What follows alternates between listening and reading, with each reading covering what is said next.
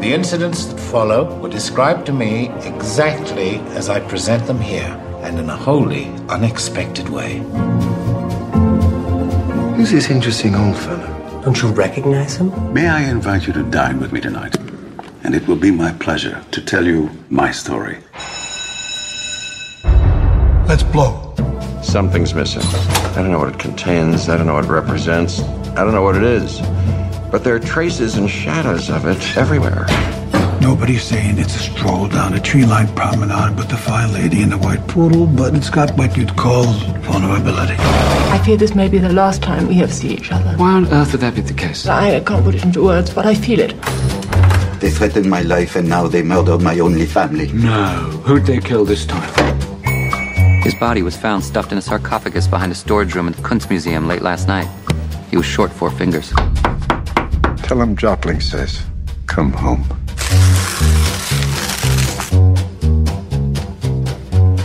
Pretty picture. Stop! I can't! I can barely steer! Where's out the window? Tell no one. He'll explain everything. What happened? What happened, my dear Zero, is I beat the living shit out of a sniveling little runt called Pinky Bandinsky. You should take a long look at his ugly mug this morning. He's actually become a dear friend.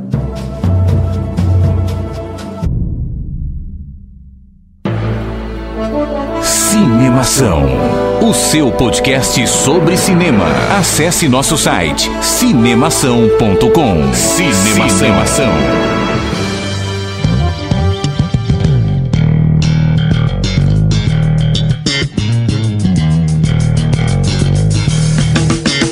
Seja bem-vindo ao podcast Cinemação número 118. Eu sou Rafael Arinelli e eu vi um filme que flerta com a literatura. Eu sou o Daniel Cury e eu quero comer aquele docinho da confeitaria Mendel's. Aquele é bom, hein? Mas não pode vir com uma chave de fenda no meio dele, né? Não. Só o docinho mesmo. Aquele que é várias, tipo um monte de trufa, assim, deve ser muito bom. Nossa, deve ser muito bom. Delícia, muito. Hein? Aqui é o Henrique Risato e se você precisa de bons amigos, confie na Sociedade das Chaves Cruzadas. Ah, olha só, o Henrique vai explicar isso mais pra frente, né? Henrique, você está de volta ao podcast de Cinemação, cumpriu a sua suspensão conforme foi entregue, muito bem, hein? Minha suspensão e minha multa, que foi ser humilhado pelo Daniel no podcast passado. Quem quiser saber o que o Daniel falou, ouça. Podcast 117, né? Que a gente falou de todos os... A gente não, que eu não tava dentro, mas o pessoal do Cinemação falou de todos os filmes que vão estrear agora em 2015. Aliás, a rixa de vocês continua em 2015, né? A mesma... Continua aquelas provocações e tal. Desde o começo do podcast é assim. Eu vou pensar em algumas pra fazer hoje, assim, só pra manter assim o ânimo, né, da coisa. Assim. Mas é importante. Isso só acontece porque o Daniel fala devagar. Eu falo bobagem. Mas é por aí mesmo. Hoje eu vou falar rápido. Eu vou começar a falar rápido. Vou tomar um café daqui a pouco. E eu vou ficar quieto. Aí evita falar lento e evita bobagem. Quer dizer, fica só eu aqui falando o nome de ator errado. Basicamente, né? Muito bem, estamos reunidos no podcast 118. O time titular do podcast Cinemação se reúne para falar sobre um dos filmes de maior repercussão, se não um dos grandes favoritos aí também ao Oscar de melhor filme de agora, né, que vai acontecer em fevereiro, o Oscar, O Grande Hotel Budapeste. Vamos falar sobre esse filme, um filme sensacional, cheio de camadas, cheio de cenas a serem analisadas e tal. E eu tenho certeza que esse podcast vai ficar muito legal, muito especial, principalmente porque é um filme que ele destoa, ele é um filme muito destoante, principalmente na sua forma cinematográfica. Eu acho que isso que vai ser bacana da gente analisar aqui, né? E é legal que a gente vai falar de um filme que dá pra ver mais vezes, dá pra ir e voltar, né? Porque ele já tá disponível em DVD ou Blu-ray, etc. é uma das poucas vezes que a gente tá falando de um filme que não tá no cinema, né? Geralmente a gente fala do filme verdade. Quando ele acabou de sair. E esse a gente tá falando mais por questão do momento do Oscar, e ele já tá disponível aí pra galera adquirir. Mas sempre tem, na época do Oscar, um ou outro que, tipo, já passou faz tempo. Sim, e daí ninguém deu muita moral, assim, e tipo, nossa, tá concorrendo ao Oscar. Daí corre pras locadoras. Sim, quando saiu o Grande Hotel, muita gente, né, enfim, comentou. Eu lembro que eu não vi porque o interior não recebe esses filmes, assim. E eu lembro que foi difícil ver no cinema. Enfim, é sensacional, né? O Wes Anderson... mais fantástico. Wes Anderson do que nunca, assim, bem legal. Exatamente. E não confunda o Wes Anderson com o Wes Craven, que é o diretor que faz um monte de filme de terror muito bom. Ok. E nem com o Paul Thomas Anderson, que é outro diretor foda. E nem com o Paul W.S. Anderson, que é um diretor que faz o... que fez... Como que ele fez mesmo? Ele fez o Resident Evil e ele é casado com a Mila Jovovich. E nem com o Mr. Anderson. Eu não consegui pensar em nenhuma referência enquanto vocês falavam, então fica essas referências já aí. Vamos então conversar sobre o Grande Hotel Budapeste logo depois do quadro Repercussão. Agora no Cinemação. Eu começo então. Repercussão. E eu me surpreendi com o filme. Repercutindo o que rolou durante a semana. Repercussão.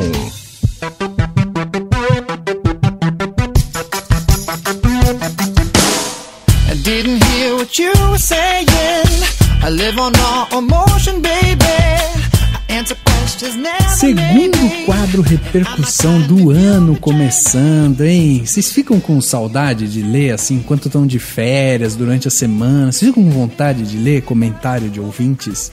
Tipo, chega logo o podcast pra gente gravar o Repercussão ou não? Vocês estão cagando por opinião? Não fico, eu fico com vontade, mas eu sempre vejo na hora que chega, né? Porque a gente recebe por e-mail, né, lá o indicativo de que tem comentário, eu já quero ver na hora pra ver como que foi e tudo mais. É verdade. E nas redes sociais também a gente tá sempre de olho. Então eu sempre fico vendo. Mas nossa, eu quero ler esse comentário com a minha voz. Porque tipo, esse comentário é meio mais ou menos ruim, mas na minha voz ele vai ficar espetacular. Não penso assim não. Esse comentário sem vírgulas e mal digitado, né? Eu vou melhorá-lo e vou ler como um poema de... Vou transformá-lo num Fernando Pessoa. Exatamente, cara. Se o comentário é curtinho, eu fico, nossa, vou ler esse comentário. Se o comentário é tipo, muito, muito grande, eu penso, nossa, vai ser legal o Daniel lendo esse comentário. Basicamente, trabalho pros outros, né? Sim. Mas eu tenho prática de leitura, então não tem problema. Henrique, já que você voltou, você vai ser o agraciado hoje a lembrar nossos ouvintes como que eles fazem para escrever para o Cinemação, eles que querem ter os seus comentários lidos pela sua voz aveludada, sexy. Ui. Mas pra de um menino de 12 anos. Um menino de 12 anos sem hormônios. Mas se inscrever pra gente também é fácil pra caramba, né? Quer mandar um e-mail? Manda no contato@cinemação.com. Lembrando que toda vez que você for fazer alguma coisa, você não vai pôr a cedilha e o tio, né? A linguagem de internet normal. Lá no Facebook é o facebook.com/cinemação. No Twitter, @cinemação, que é o mesmo do nosso Instagram também, @cinemação. Agora, se você quiser seguir o nosso Twitter pessoal, tem o @Daniel Cury, tudo em minúsculo, que é o do Dani, o @Arinelli, também tudo minúsculo, que é o do Rafa, e o @Henrique Risato, com H-I-R maiúsculo, que é o meu. O Cinemação, você pode ouvi-lo também na Web Rádio Vagalume, que é www.webradiovagalume.com. É só .com, não é .br. A gente tá lá toda sexta-feira, às 10 horas da noite, tem reprise aos sábados, meio-dia. E lógico, acesse o nosso site, cinemação.com, tem as outras redes sociais, e daí no final de cada post, ou mesmo nas postagens dos podcasts, tem o espaço lá para você deixar o comentário também. É isso aí, e além disso, né, a gente tem lá o Instagram, que tem todas as fotos. A gente agora está colocando trechinhos do podcast lá para as pessoas irem escutando, né? Terem aquela menu degustação do podcast do Cinemação que tá para sair. Então é legal quem quiser acompanhar o Instagram para ver, né, as coisas que a gente está lançando lá e tal. E tem também o SoundCloud e o iTunes, né? Isso, para quem gosta de ouvir a gente, ouvir vários podcasts que tem por aí, não deixa de curtir lá o Cinemação no SoundCloud e no iTunes pra você receber os feeds sempre que sair um podcast novo também. É importante as pessoas saberem, né? Se você curte a gente no SoundCloud, a gente vai começar a ter mais destaque no SoundCloud. E se você der as estrelinhas no iTunes, né, que é por estrelinha, de preferência 5, porque, né, a gente merece, por favor, né, gente, 5 estrelas. Lá pro podcast de Cinemação, a gente vai ter um pouquinho mais de destaque também. Isso ajuda bastante a gente a ter mais público e a ficar mais legal ainda, mais legal do que a gente é. Olha que maravilha. Né? Vai refletir na qualidade do podcast. Então, vai refletir na qualidade. Então, por favor, ajuda a gente. Comentários. Tenho aqui um comentário mandado pelo Sidney Cleidson, que nos escreveu lá no Facebook. A gente foi lá, fez esse trechinho, né, do podcast. E a gente acabou colocando lá esse trecho, mostrando que a gente estava voltando. Muito afiado, né, Dani? A gente voltou assim, tipo, sem saber, inclusive, a temporada que a gente tá dos podcasts. Né? Mas isso não é importante. O importante é o caminhar do tempo. Exatamente. Com o tempo, entendeu? É uma coisa profunda. Essa coisa de... É que nem aniversário. O importante é você se lembrar do aniversário. Saber a idade da pessoa não é nem bom, porque dizem que é indelicado você ficar perguntando. Então não precisa saber a idade. Isso pra mulher a partir dos 25, talvez. A partir dos 25. Tem... Ótimo, né? Menina que você já fala. Quantos anos você tem?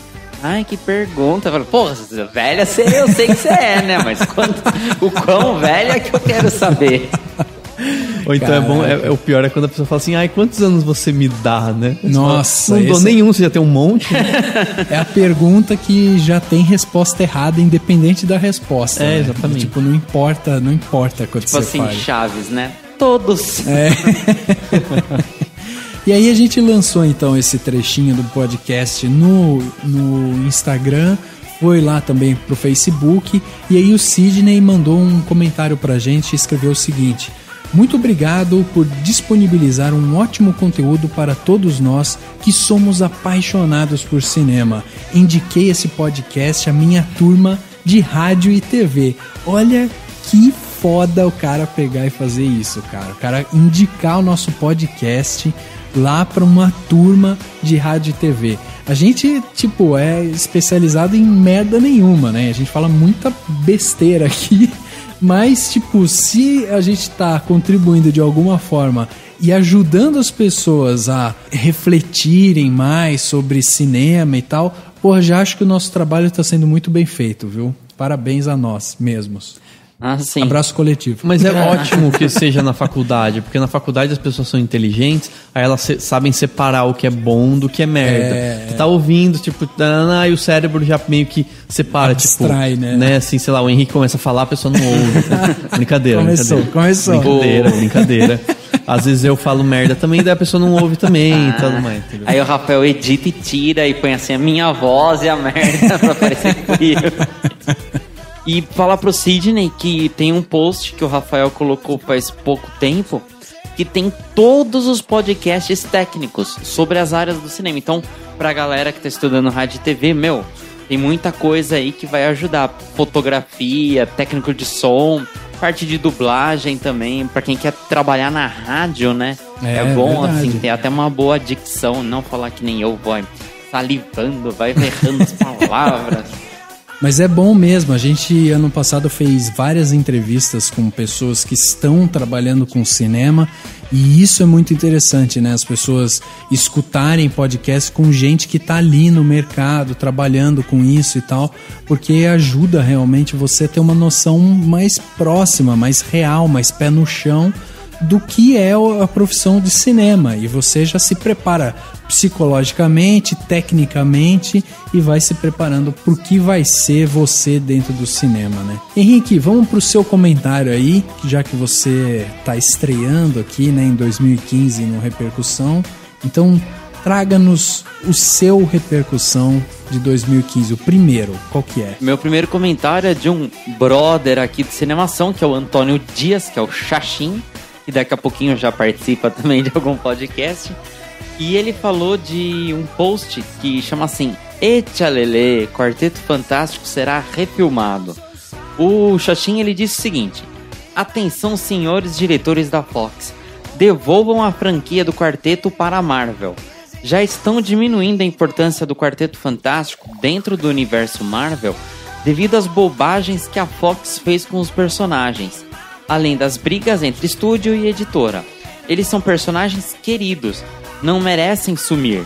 É triste. É verdade, é verdade. Então cara. O Xaxim, ele falou, porque assim, o que era o post? O filme do Quarteto Fantástico, ele vai ser lançado agora em 2015, como você ouviu no outro podcast. É um dos poucos filmes de super-herói até que vão ter em 2015, que a partir do ano que vem é uma porrada. Só que o Quarteto Fantástico, ele teve 2 outros filmes alguns anos atrás. E, cara, o primeiro foi mais ou menos, o segundo foi uma merda, que é o tal do Quarteto Fantástico e o Surfista Prateado. E aí a Fox resolveu fazer um reboot, contratou novos atores. Teve uma polêmica que o ator que vai ser o Tocha Humana, ele é um ator negro. Aí o que aconteceu? Beleza, vai fazer o filme? Então faz, já que a Fox tem os direitos dos X-Men e do Quarteto Fantástico. Mas o filme tá há poucos meses de ser lançado, de ter a estreia mundial. Aí eles pegam, tem que correr atrás, montar os sets de filmagens, tudo de novo, chamar ator pra refilmar, porque a alta cúpula das Fox que assistiu achou o filme uma merda, tipo, isso daí parece mais aquele Poder Sem Limites, que o diretor do filme, ele filmou esse filme Poder Sem Limites. É tipo um filme de super-herói com câmera encontrada, sabe? Com filmagem encontrada. Falou, não, parece uma continuação, não parece um filme de super-herói da Marvel. Ou seja... Nossa, mas às vezes justamente isso faz ele, no mínimo, ser inovador, né? Exatamente. Não, mas eu acho que não é isso que os executivos querem. Talvez o diretor tentou mostrar. Mas assim, sabe... Tipo, quem assina o cheque no final das contas claro. É os poderosos lá. Então, realmente, é como o Xaxim, ele falou. A Marvel Comics, né, a editora Marvel, ela já tá fazendo um maior boicote com os personagens. Elas estão querendo matar, elas estão, tipo, tentando fazer não sair mais revistas em quadrinhos pra tentar forçar a Fox a devolver os direitos dos personagens. Então, assim, às vezes é mais fácil eles venderem do que eles gastarem milhões com o filme e ter uma bilheteria pífia. Engraçado, né, que no último podcast o Cauê se mostrou bastante otimista com o Quarteto Fantástico. E justamente por causa do diretor, que ele comentou exatamente, que o diretor é um bom diretor. Não, então, porque... Pode ser que ele faça um trabalho razoável, enfim. Esse filme Poder Sem Limites é interessante, mas eu acho assim, que é difícil você mexer naquele ABC que a Marvel Studios já mostrou e tá todo mundo querendo, né? Ele pode querer ser inovador, mas como ele já pegou uma franquia, sabe assim, que tá desgastada, eles têm que primeiro fazer um filme muito bom, aí ele tenta inovar, entendeu? Não tenta inovar de cara. Mas é duro, né? Porque os caras vamos inovar com a mesma coisa. Vamos inovar com o que eu já fiz. Não é inovação isso, entendeu? Falta essa... Se dessem a carta branca pro diretor, talvez a gente pudesse ver melhor resultado, né, dentro do filme. Mas, infelizmente, a gente ainda vê essas grandes franquias sendo controladas. Não precisa de inovação no sentido de criar algo completamente... Não, mas simplesmente fugir um pouquinho dessa estrutura aí que tá começando a cansar, né? Que é o que vai cansar, né? Quando eu falei que vai cansar filmes de herói, não vai cansar de ver o Batman e o Homem-Aranha e o Superman e os Vingadores, sei lá. Não, vai cansar de ter aquela formulinha igualzinha. Você fala, putz, eu vou ver um filme que vai ter isso, aí vai surgir um vilão, aí ele vai não sei o quê, aí eles vão brigar e o cara vai ganhar. Exatamente. Ou então vai acontecer alguma merda que vai ser resolvida num próximo filme, porque agora tudo é franquia. Então, assim... É isso que talvez canse um pouco. Dani, a gente comentou do último podcast e você trouxe um comentário do último podcast, certo? Exatamente, é o comentário da Amanda Aparecida, Santos, que sempre comenta, né? Ela sempre sempre comentando nos nossos podcasts e tudo mais, e ela colocou assim: fala galera do Cinemação, feliz 2015, vida longa ao Cinemação. Obrigado. Vocês falaram de muitos filmes aqui.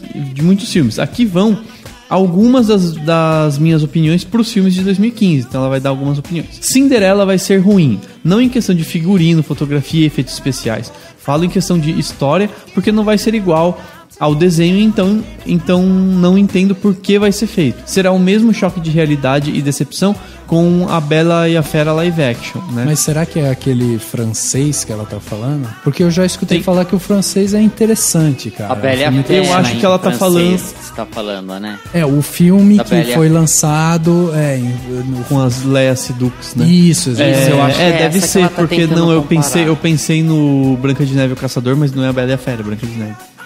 Eu acho que sim. Né? Enfim, mas é válido essa opinião. Eu achei inicialmente que ia ser bom, mas pode ser que seja um filme desse tipo. Essa Cinderela nova, eu não vi nem o trailer. Eu só vejo as fotos que a gente coloca no site, mas eu não empolguei nem pra ver o trailer, cara. É a mesma coisa. É só você pegar o livro antigo, tipo o livro da Cinderela, e olhar, você vai ver aquilo animado, tipo em live action. Pronto. Entendi, é a mesma coisa. Não, mas eu achei muito bonito. Ele é muito bonito visualmente. Pode ser interessante, mas pode ser que não. Porque é muito do mais do mesmo, né? Tipo Malévola. Porra, você viu a história, eles inventaram um background. Malévola também muita gente criticou, né? Enfim, mas foi uma... É que o Malévola foi muita bilheteria, né? Ele fez uma boa bilheteria. Mas aí no Brasil foi uma das maiores. Não, então, o Cinderela pode ser que faça muito, porque o povo vai querer ver lá a loirinha. Mas Malévola você tinha Angelina Jolie, né? Na cara do filme. Isso conta também. Mas enfim. E daí a Amanda continua. 50 Tons de Cinza, muita gente não gostou da escolha do protagonista. Fiquei chocada com a notícia de que já bateu o recorde de venda de ingressos antecipados. Caraca. E realmente, eu fiquei sabendo também, vamos ver como é que vai ser. Isso que é a mulherada que gosta de levar uma sentada, né? Hoje o Henrique tá pra conseguir hater feminina, você percebeu? Falou que mulher de 25 anos tá velha e não fala a idade, aí falou que mulher gosta de tomar sentada. Mas por que vai assistir esse filme? Pô, eu quero ver. Vai assistir o Ninfomaníaca do Lars von Trier. A gente vai gravar sobre esse filme, você vai participar ou não? Eu vou, mas eu não vou levar sentada. Vai saber o que o Henrique gosta. Vai com aquelas máscaras de couro, assim, que tem uns espinhos na cabeça. Nossa senhora. Enfim, vamos continuar. Aí a Amanda continua. Sou fã da franquia Velozes e Furiosos. Pode fazer 29, que eu estarei na estreia pra ver com certeza. Mad Max eu não vi os antigos, mas tem Tom Hardy, então é quase certeza de que eu vou ver. Não zoe, Henrique, por favor. Não zoe a Amanda. Não, eu nunca assisti nenhum dos dois. Nem Mad Max. Não, e achei nem que você ia zoar porque ela falou do Tom Hardy. Você falou assim, safadinho e tal. Gosta de um Hardy. Nossa senhora. Não, o Tom Hardy é legal, meu. Ele fez o Bane, ele fez um monte de... Deixa eu terminar de ler o comentário da Amanda, senão a gente vai ficar um ano com Mas é grande comentário. Você vai lendo por parte, a gente vai fazendo comentários pontuais. Pode ser, beleza. E aí ela fala assim: divertidamente eu vi na CCXP os primeiros 7 minutos e realmente é bom. Não é genial, porque a forma como foi criado os personagens comparando com outras produções dos estúdios Pixar está um pouco pobre, mas a proposta é interessante. O Homem-Formiga, o trailer me motivou, eu gostei de como o personagem foi apresentado, e o Paul Rudd tirando sarro do nome, tipo, ela também gostou. Né? Paul Rudd, é muito meh esse filme, assim, do Homem-Formiga. Nossa, não tô nada empolgado. E Paul Rudd é legal no Friends. Ele é o 7º frame. Cara, mas aí, será que quando você assistiu o primeiro trailer de Guardiões da Galáxia, você falou, caralho, vai ser puta filme e tal? Provavelmente não. Eu animei até pela trilha sonora. Tipo, até isso mexeu. Mas no trailer do Homem-Formiga, é muito assim, o Michael Douglas falando, você tem que ser um cara bom... pra sua filha se orgulhar. O Michael Douglas não devia nem estar no filme, né? Porque não tem nada a ver e ele tá com uma voz robotizada, assim. Tipo, o cara teve câncer, sei lá, e aí colocam ele pra narrar o filme. Ele tá com uma voz ruim pra fazer a narração. É esquisito eles pegarem o personagem principal e pôr ele como velho. Podiam pôr um cara, tipo, da idade do Tony Stark. Liam Neeson. Não. Podia ser. É que o Liam Neeson não tem cara de... Só se tivesse sequestrado alguém, daí o Liam Neeson ia atrás. Mas um cara da idade do Robert Downey Jr., entendeu? Entendi. Se pudesse treinar um cara bem mais novo. Mas, tipo, o Michael Douglas, ele tá muito velho, assim, tipo... Muito eu acho que isso é o de menos, isso é o de menos. Tem outros motivos para o filme poder ser um eventual, assim, não digo flopar, mas não ir tão bem de bilheteria, né? Mas vamos ver. E daí a Amanda continua assim: o Quarteto Fantástico já deu polêmica por causa do elenco e agora já saiu a informação de que estão refilmando, então a chance de flopar é muito grande, realmente. Aí ela continuou: estou no aguardo de 007 Spectre, sou fã dessa franquia. Também eu gosto do Cassino Royale, mas o Quantum of Solace foi realmente fraco e chato. Pra mim, Skyfall tem melhor abertura dos últimos 6 filmes da franquia, ainda que Daniel Craig não seja meu 007 favorito. Legal. O Exterminador do Futuro, Gênesis, Star Trek e Jurassic World eu vou ver, mas são filmes que eu não vou madrugar pra ir na primeira sessão. Lógico. Eu também, nenhum deles, e não sei nem se eu vou ver. Mas eu vou, mas, né, enfim, não tenho vontade. Calma aí, ela falou de Star Wars no meio. Você ignorou essa informação? Não, Nossa, calma Star lá. Wars, acho que eu vou ficar... Não vou dormir Exterminador à noite, do Futuro um Gênesis não faço questão, mas vou acabar vendo, provavelmente. Jurassic World é a mesma coisa. E o Star Wars... Tipo, eu acho que vai ser bom, mas por enquanto eu não tô com uma expectativa gigantesca. Por enquanto, pra mim, é filme pipoca. Eu vou ver o que vai sair depois de ver mais alguma coisa, entendeu? Entendi. É que Star Wars tá muito longe ainda até dezembro. Dani, acaba aí, vai, o e-mail, pelo amor de Deus. Aí só o PS da Amanda, ela colocou assim: assim como a Larissa, eu vejo o filme ruim por causa dos atores. Não tem como se livrar dessa doença. Amanda, não é doença, é safadeza. Mas eu também... Chama a mulherada de safada e ele não vai ganhar hater também. Mulheres odeiam Dani também. Mas eu tô brincando. Mas assim, homem também faz isso, então tá tudo bem. Eu vejo por causa das atrizes, eu vou ver... Não, a Dakota Johnson... A Dakota Johnson é legal, acho que ela tá legal, né, no 50 tons. Então, beleza. Agora eu posso fazer uma pergunta bem noob e idiota pra vocês. Eu não tô entendendo por que vocês começaram esse ano com esse tal de flopar. Isso, flopar, eu nem sei. Flopar. Da onde vem essa bosta? Acabei de procurar no dicionário informal. Cara, eu eu me recuso a usar esse termo. Porque é uma bosta. Flopar, parece tipo um bonequinho do Teletubbies, sabe? Flop! Lá.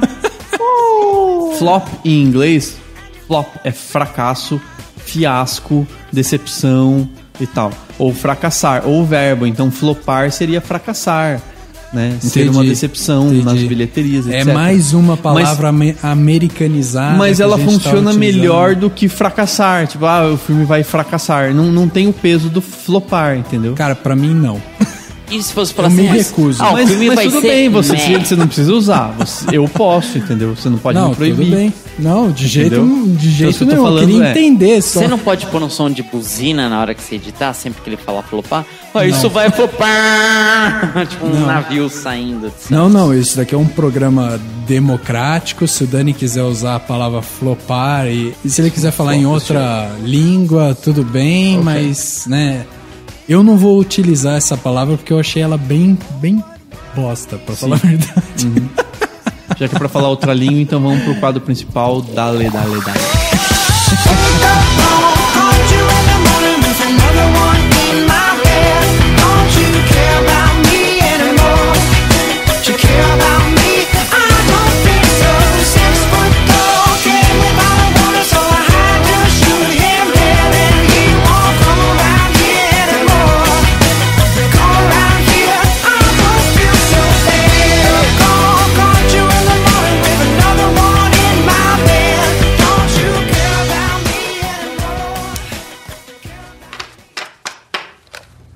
It is an extremely common mistake. People think the writer's imagination is always at work, that he's constantly inventing an endless supply of incidents and episodes, that he simply dreams up his stories out of thin air. In point of fact, the opposite is true.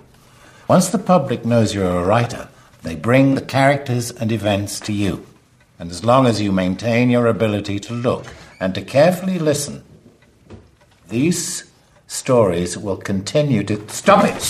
Don't do it!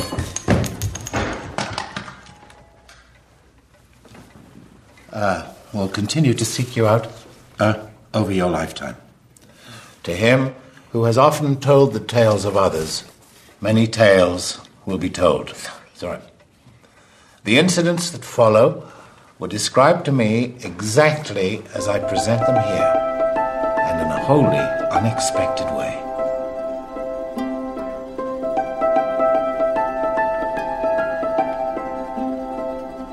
O Grande Hotel Budapeste, o filme do Wes Anderson, não confunda com Paul Thomas Anderson, não confunda com blá blá blá, conforme você já sabe, é um filme que chegou aí no dia 3 de julho de 2014, ou seja, o filme chegou na metade do ano passado e foi um filme que ele teve um público pequeno no Brasil, apesar de não ter chegado no interior, como o Dani falou, ele também não foi um filme que foi muito visto nas capitais ou pelo Brasil todo, né? Ele teve mais ou menos cerca de 320 mil ingressos vendidos no Brasil, ou seja, baixo, é uma bilheteria baixa. É uma bilheteria razoável para uma estreia em poucas salas, para um filme que não tem um grande apelo popular, né? Mas é baixo razoável pela qualidade do filme, né? Sim, e pelos atores que ele tem, né? A gente está falando de um filme que é um filme inglês, feito em conjunto ali com a Alemanha, né? E é uma comédia que brinca um pouco com o drama, que passa um pouco por toda aquela parte de investigação e tal. Então é um filme que tem essa brincadeira e tá na mão de um cara que é fantástico, que é o Wes Anderson, né? Então, Dani, conta pra gente quem é que são os atores, né? Quem que é a equipe técnica desse filme que fez o filme chegar como ele chegou, né? Com esse peso no Oscar. Bom, o Grande Hotel Budapeste, ele tem a direção do Wes Anderson, tem o roteiro também do Wes Anderson com outras colaborações, é inspirado nos escritos e nos textos de um escritor austríaco chamado Stefan Zweig, que inclusive a gente depois pode falar um pouco mais dele. E o elenco é espetacular, tem várias participações de muitos atores e alguns, obviamente, que estão presentes o tempo todo, né? Então tem o Ralph Fiennes, tem o Mathieu Amalric, tem o Adrien Brody, tem o William Dafoe, tem o Jeff Goldblum, tem o Jude Law, Bill Murray, Edward Norton, a Saoirse Ronan, que escreve Saoirse Ronan, mas a gente fala Saoirse Ronan, eu aprendi isso.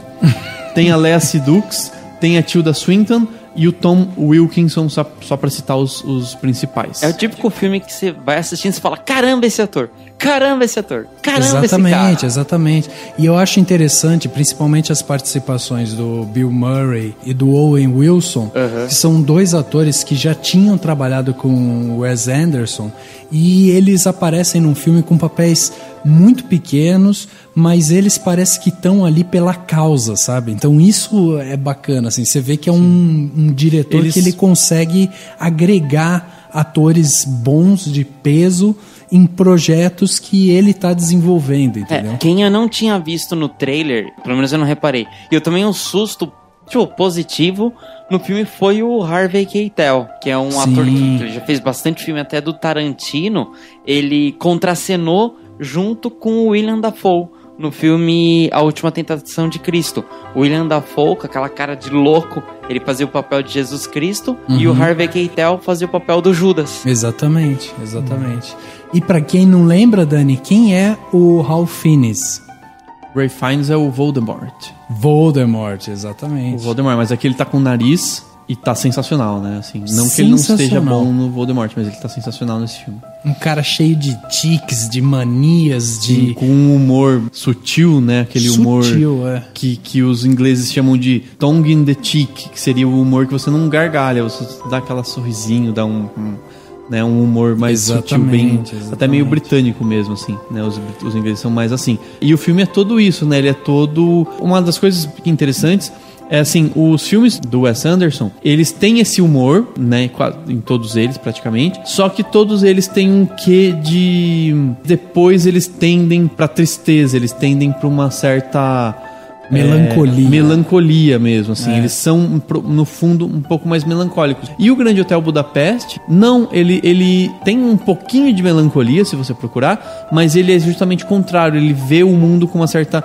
De uma forma positiva. Ele tem um olhar positivo pro mundo, né? Sim, assim, pra situação que ele tá e que o filme se passa. E tem a questão da guerra, né? Que envolve, que tá entre guerras, torno, né? Ele é entre guerras, ele tá em torno, né? De tudo que se passa no filme. Exatamente. E ele vê de uma forma muito positiva. Ele, né? Assim, fala que existem... ironias? Que existem lampejos de humanidade, numa humanidade fracassada pela barbárie, né? Ele usa umas frases parecidas com isso, então é bem interessante. Henrique, sobre o que fala o Grande Hotel Budapeste? Bom, é uma metalinguagem, né? É uma história dentro de uma história. O Grande Hotel Budapeste... Uma história dentro de uma história dentro de uma história. Exatamente. O Grande Hotel Budapeste, ele começa com um escritor, que não é nomeado, não tem o nome dele, que escreveu o livro Grande Hotel Budapeste, na história, né? Depois a gente fala quem que é. Então o filme é esse escritor contando como que surgiu o livro, como que ele soube da história. Para isso, ele relembra quando ele estava... se hospedando nesse Grande Hotel Budapeste, que fica num país fictício, que é Zilroga, sei lá, que um nome diferente, assim, que aparece no começo do filme. Zubrovka, isso. Zubrovka.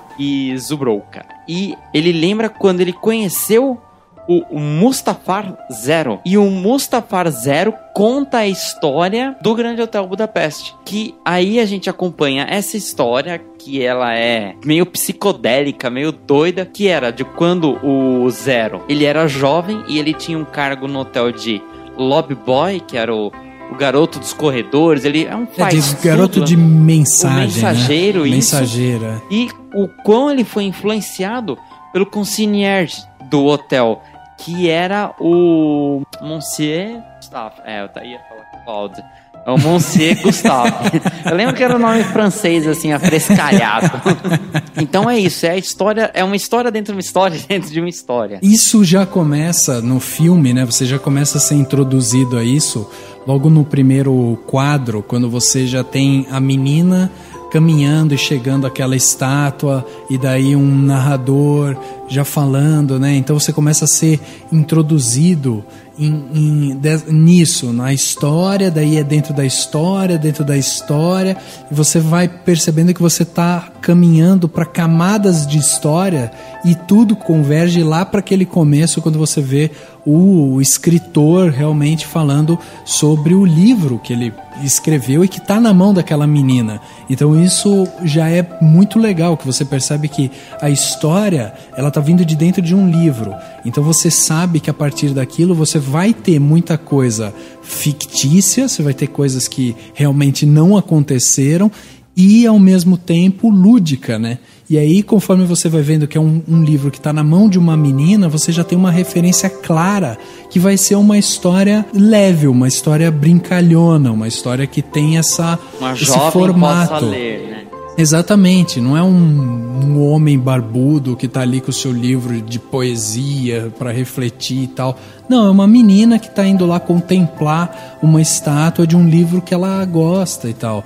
Então você já tem essas referências, né? Logo no começo do filme. O filme já começa as suas primeiras cenas trazendo essas camadas, né? Aí mostra o autor, né, do livro, que não é nomeado, que é interpretado primeiro pelo Tom Wilkinson. Sim. E depois, a hora que ele vai contar como ele soube da história, ele é o autor, ele é interpretado pelo Jude Law, que é um gato. É isso mesmo, cara. Então você tem o autor mais velho, você tem um autor mais novo, e ele já tá sendo introduzido a um hotel. E o hotel, cara, tá vazio, tá meio que abandonado e tal, mas tem ali um senhor barbudo que é um dos caras que foram mais ricos ali, né?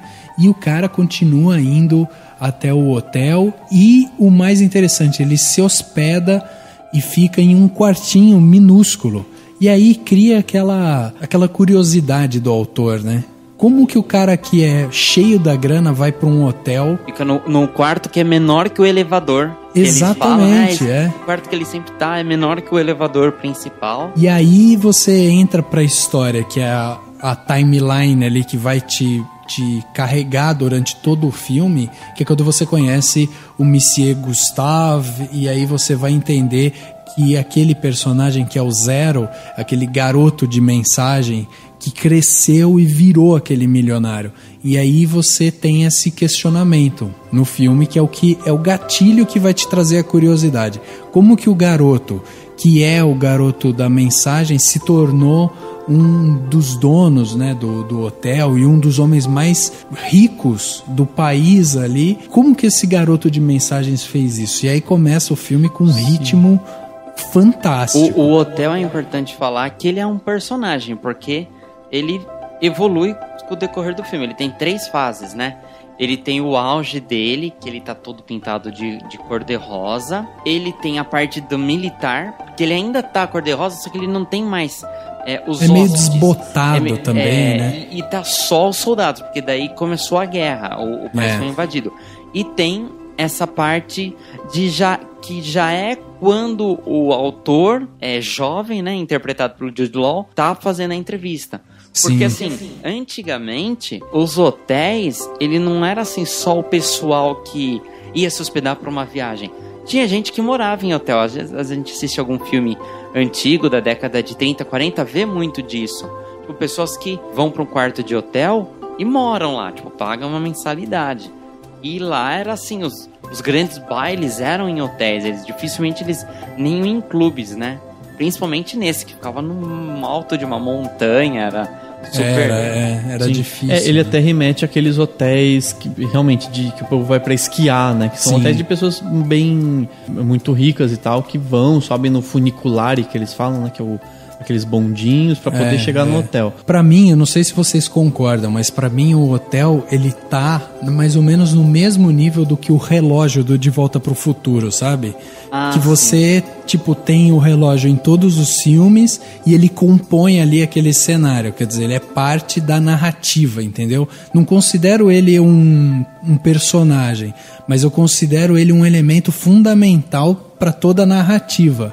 Então eu acho que ele, pra mim, ele tá assim no mesmo nível do relógio do De Volta pro Futuro. É um elemento constante, né? Constante, no terceiro exatamente. filme, que é no Velho Oeste, ele ainda vai ser inaugurado. Exatamente. No primeiro filme, na época de 50, é quando ele toma um raio e daí quebra, e daí o catalisador de tudo, que é 1985, é o relógio quebrado e eles querendo reinaugurar. Exatamente. E interessante que quando o autor ele tá velho, ele começa a narrar o filme, se passa em 1985 essa narrativa. It's quite a thing winning the loyalty of a woman like that for 19 consecutive seasons. Yes, sir. She's very fond of me, you know. Yes, sir. I've never seen her like that before. No, sir. She was shaking like a shitting dog. Truly. Run to the Cathedral of Santa Maria in Brucknerplatz, buy one of the plain half-length candles and take back 4 Klubecks in change. Light it in the sacristy, say a brief rosary, then go to Mendel's and get me a courtesan au chocolat. If there's any money left, give it to the crippled shoeshine boy. Right away, sir. Hold it. Who are you? I'm Zero, sir. The new lobby boy. Zero, you say? Yes, sir. Well, I've never heard of you, never laid eyes on you. Who hired you? Mr. Mosher, sir. Mr. Mosher? Yes, Monsieur Gustave. Am I to understand you've surreptitiously hired this young man in the position of a lobby boy? He's been engaged for a trial period, pending your approval, of course. Perhaps, yes. Thank you, Mr. Mosher. You're most welcome, Monsieur Gustave. You're now going to be officially interviewed. Should I go and light the candle first, sir? What? No. É legal a gente entender um pouco mais da história, né? Porque o que acontece? Chegou lá em 32, né? Que a época do Monsieur Gustave, que ele era o concierge do hotel e chega o Zero pra trabalhar com ele, a gente começa a entender como que era a vida dele. Tipo, ele é um cara que vive pelo hotel, né? A vida dele é o hotel. Tanto que não se conta nada sobre ele, e se você começar a confabular, você começa talvez a imaginar que ele tenha perdido tudo na vida e só tem aquilo, ele tem lá o hotel dele. Enfim, o hotel que não é dele, mas enfim, ele cuida como se fosse dele, ele transforma, ele que faz o hotel ser o que as pessoas gostam, né? E ele tem relacionamento com as mulheres, com as idosas que vão se hospedar, né? Ele é tipo um michê, né, assim. As idosas loiras carentes.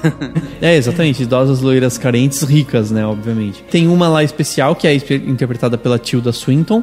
A atriz não é tão velha, mas a personagem dela é mais velha. Cara, a Tilda Swinton, ela é uma atriz que me incomoda muito, assim. Mas não porque ela é ruim, é porque ela é muito provocativa, sabe? No filme ela tá com uma maquiagem de velha, e ela é velha, sabe? Ela é tipo... Ela não é uma velhinha simpática, ela é tipo uma múmia ressuscitada, sabe? Mas então... E aí assim, você vê que eles têm um relacionamento forte. Tipo, ela ama ele completamente. Né? Tanto que ele fala que ela ficou 19 acho que eu entendi 19 anos ou 19 meses, eu acho. Meses, não sei. Ela ficou muito tempo nesse hotel. Enfim, e aí nisso ela tem que ir embora e logo depois ela morre. Ela até fala que sente isso. Mas enfim, ela morre e aí tem toda uma questão em relação... Ela deixa pra ele, né, ela deixa para o Gustave um quadro que vale muito dinheiro. O menino com a maçã. Que é o menino com a maçã. Além de deixar, tem toda uma confusão sobre o testamento dela, porque tem muitas cartas e tudo mais. E tem inclusive o personagem que é o atuário, né, que fica lá, vai calcular, vai ver tudo. E aí tem toda uma correria nisso, porque... O Gustave vai com o Zero até a casa dela e nisso ele precisa fugir. Ele até depois, né, acaba fugindo com o quadro, que teoricamente ele não roubou porque é dele mesmo, né? E depois acham que ele que matou a mulher, né? Na verdade aí você tem o principal conflito da história, que é quando ele conhece o Dimitri, né? Que é o filho dessa idosa, e ele acaba se ofendendo por completo quando ele fica sabendo que ele deu o quadro O Menino da Maçã pro Monsieur Gustave. E ele é tão, tipo, ganancioso e maluco pelo dinheiro que a mãe tinha e não sei o quê, que ele acaba contratando uma espécie de serial killer, um matador de aluguel, sei lá, que é interpretado pelo William Dafoe, que é o Joplin, né? E aí, aí que cria o conflito do filme, né? Quer dizer, você tem um homem que é completamente sofisticado, elegante, que é o Monsieur Gustave, e acaba entrando em conflito com um louco psicodélico. Um cara sem escrúpulos, né? Que é o Dimitri. Então, você tem esse conflito, e o personagem do William Dafoe é o capanga. Mas ele é um capanga clichêzão, né? O cara que, tipo, ele não tem sentimento. Ele não tem... Você percebe que ele não tem nada. Ele foi feito para aquilo. Ele foi criado para aquilo, para matar e... sabe, ele tá tem até uns anéis, assim, que parece um soco inglês, né? O formato. E é interessante que acaba virando uma trama policial, porque o Serge X, né? Que é o personagem interpretado pelo Mathieu Amalric, ele sabe que tem um outro testamento, um segundo testamento, e ele esconde junto com o quadro. É verdade. E aí, só que ele acaba acusando o Gustave, né? Falando assim, que o Gustave que matou, mas é porque ele sabia que teve um assassinato e que com certeza foi o próprio Dimitri, né? O próprio filho da mãe que matou a mãe. Então, assim, aquela coisa de desventuras, né? Acaba sendo... um ponto de ignição aí pro filme. Mas a questão, eu acho que o interessante do filme é que ele tem um tom fabulesco, né? Esse tom de meio fabulesco, meio enfim, de que é um filme mesmo, né? Ele deixa escancarado, é um filme que você não se preocupa tanto com o que vai acontecer, mas com o como vai acontecer. O como é mais importante do que o que nesse filme, né? É muito legal, e a forma como ele faz é sutil, porque é o visual todo do filme, é a mise-en-scène dos atores, é a câmera do Wes Anderson, que é sensacional, né? Assim, super autoral, né? Tipo, sempre tudo centralizado, tudo muito simétrico, né? De uma simetria muito grande. E assim, você fica mais ligado no o que tá acontecendo, tipo, ele tá lá, sabe, o que o Gustavo tá fazendo, o que o Zero tá fazendo, a relação entre os dois, muito mais do que o que vai acontecer, quem matou, ninguém fica preocupado, você não fica preocupado, nossa, quem matou essa senhora? Você não fica. O que está escrito nesse envelope, eu não me preocupei tanto, eu sabia que isso ia mostrar depois, mas você não fica tanto assim, você fica mais olhando o que tá acontecendo, o né? geral, né? A história geral, assim, sem ficar, né, nessa preocupação com esses detalhes. E é muito interessante porque ao fazer isso, o filme se assume como um filme, né? O filme ele faz você se afastar de uma forma boa, né? Ele faz você se afastar do longa e falar assim, ok, eu sei que é um filme, é uma brincadeira, né? É tudo uma grande história, uma grande brincadeira, uma grande fábula. Ao fazer isso, o longa passa a ser uma homenagem, é como se o Wes Anderson tivesse... É que nesse caso é diferente, mas assim, o Wes Anderson tá homenageando a si mesmo nesse filme. Por isso que ele é o mais andersoniano dos filmes do Wes Anderson.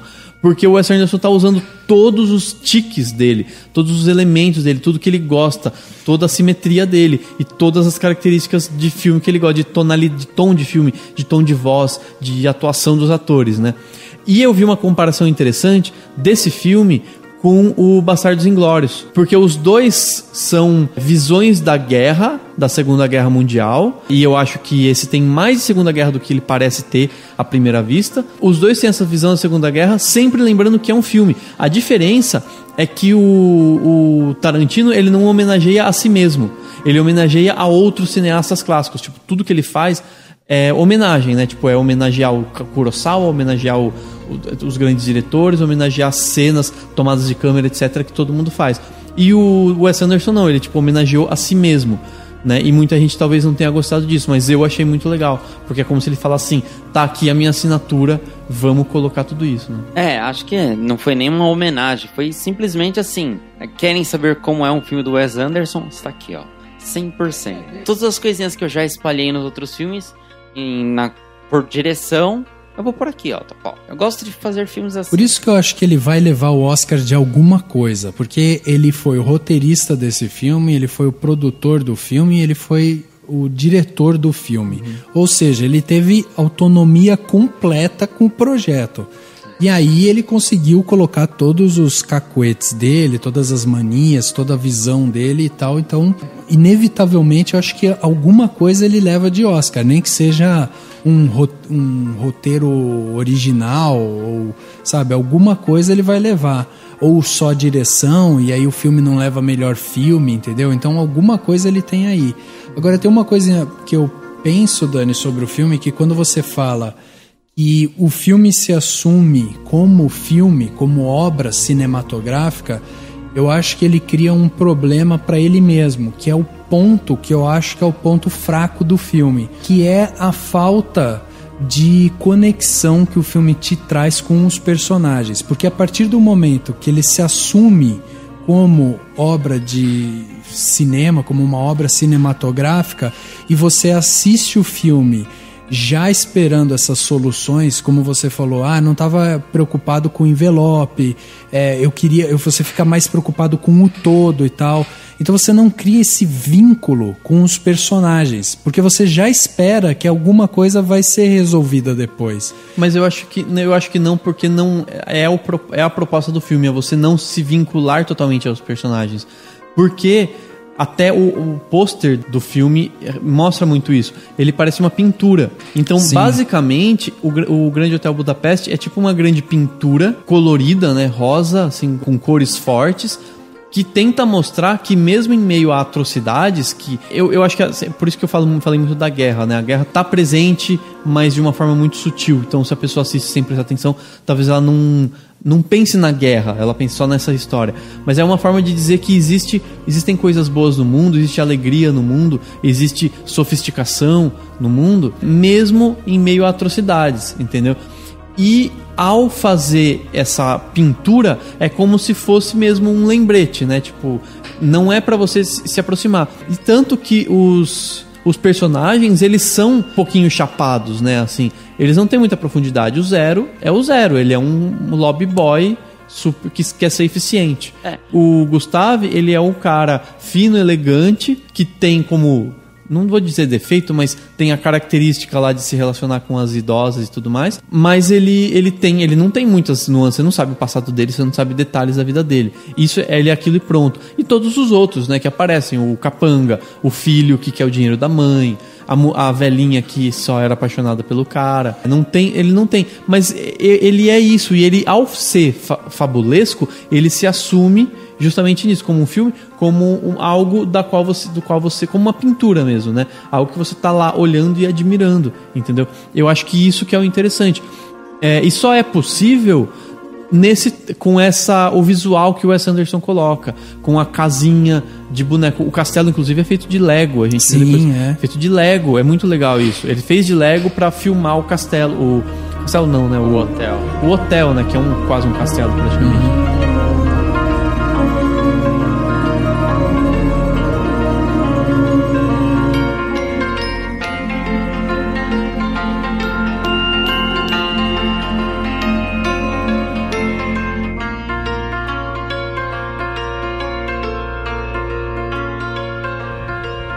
Well, hello there, chaps. Documents, please. With pleasure.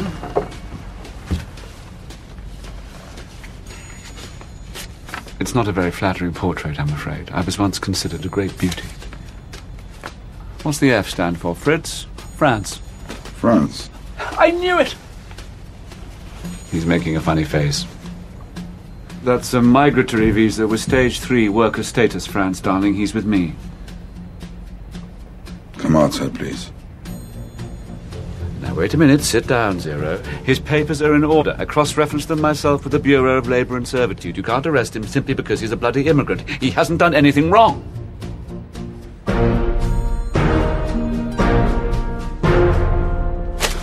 Stop it, Down. Never mind, Monsieur Gustave. Let them proceed. Ow! That hurt! You filthy goddamn pockmarked fascist assholes! Take your hands off my lobby boy!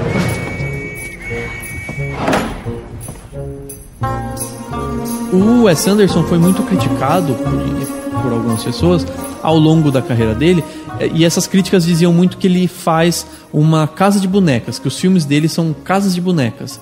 Ou seja, eles são fabulesquinhos, eles são minimalistas, eles são fofinhos e tal, parecendo uma brincadeira de boneca mesmo, que as meninas fazem, né, nas casinhas.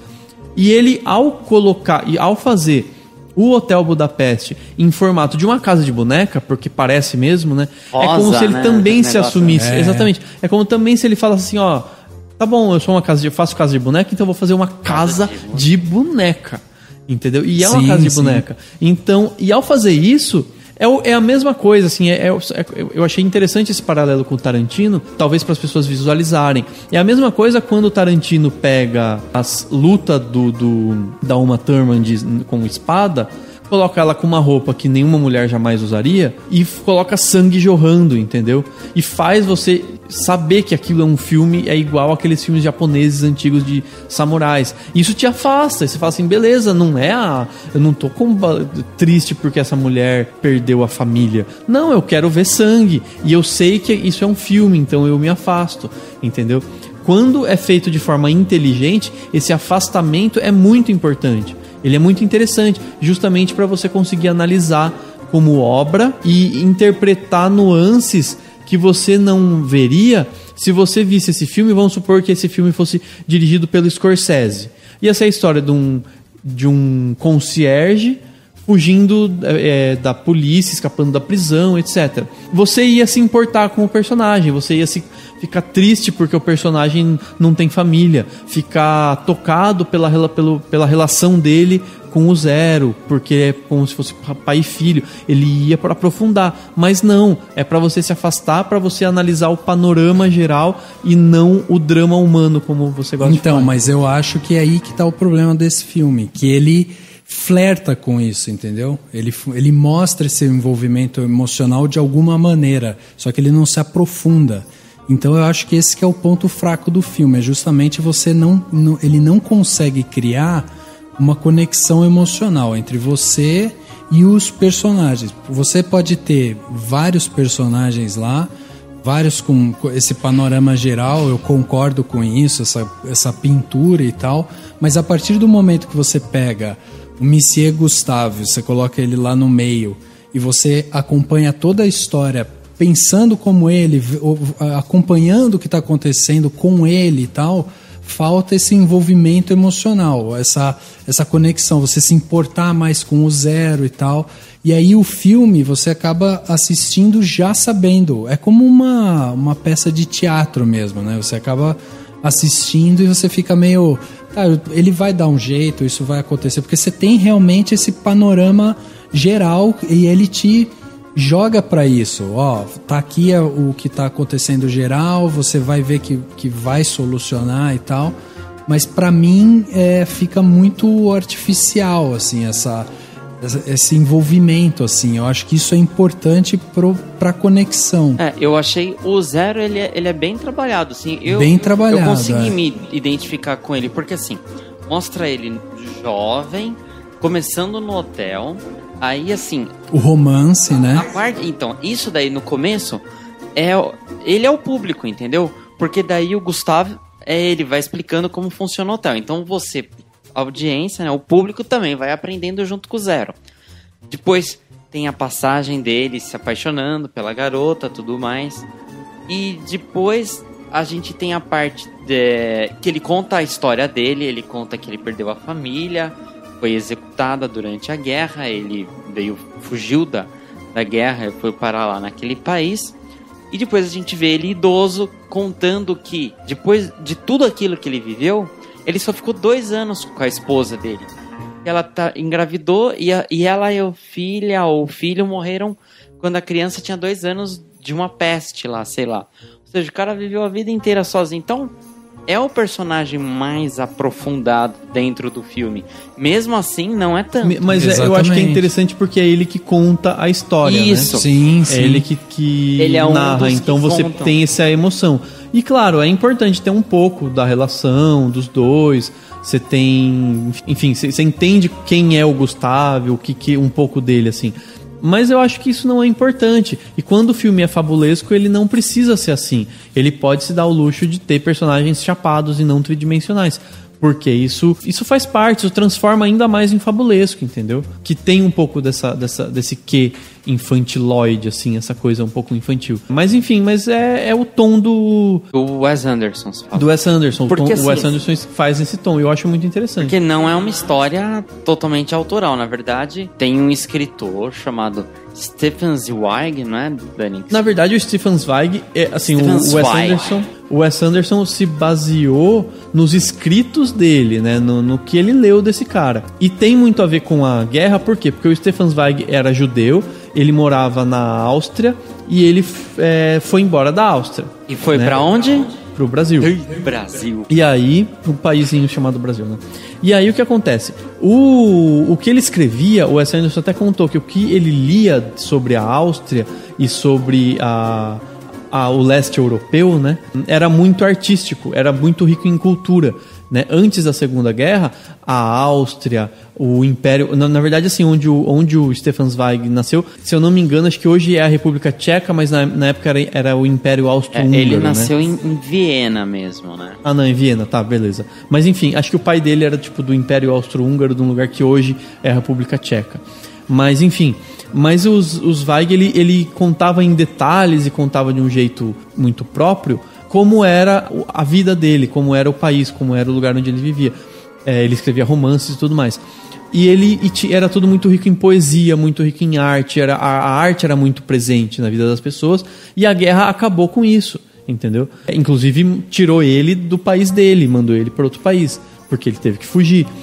E se for ver bem, o Grande Hotel Budapeste simboliza isso, né? Ele é todo rosa, ele é todo colorido e de repente, mais tarde, ele fica um negócio todo marrom, né? Todo de tijolinho, todo desgastado, né? Com o tempo e tudo mais. E triste. Eu imagino, não conheço o leste europeu, mas eu imagino que o leste europeu seja um pouco isso, né? Assim, se tornou triste e antes não era, né? E passou por muitas transformações políticas e tudo mais que foram desgastando esse pessoal.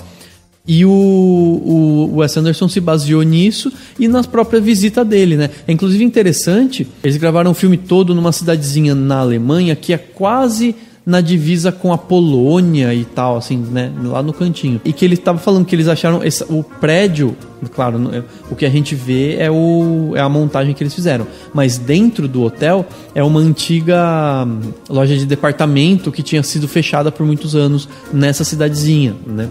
E aí eles conseguiram usar o interior dessa loja de departamento. E foi depois de definir onde seria o hotel, onde eles usariam como locação para o hotel, que eles descobriram outras locações, tudo muito próximo. Tudo um do lado do outro, a confeitaria e tudo mais. Então é interessante como que... E ele falou que ele tentou passar uma mistura de todos os países do leste europeu, né? Então por isso que é um país fictício. Enfim, não é a Hungria, não é a Áustria, não é a Polônia, não é a República Tcheca. É um país. Exatamente. E aí ele usou o termo Grande Budapeste porque é muito comum o nome de hotel com cidade de outro país, né? A gente tem tipo hotel, sei lá, parisiense em Carapicuíba, sabe? Mas é comum. E aí ele usou esse termo Grande Hotel Budapeste porque daí também faz referência a uma outra Eu acho cidade. Que isso é uma coisa muito legal no filme porque ele tem essas várias referências, né? O Dani até fala dessa parte dele meio que homenagear ele mesmo, mas a gente percebe que ele faz várias homenagens para pessoas e filmes e cidades que, na verdade, são referências pro Anderson, né? Então você tem essas características. E o filme, ele é brilhante quando você pensa justamente na parte estética. Se você for falar, preciso ver um filme para estudar direção de arte. Pô, o Grande Hotel Budapeste é uma ótima...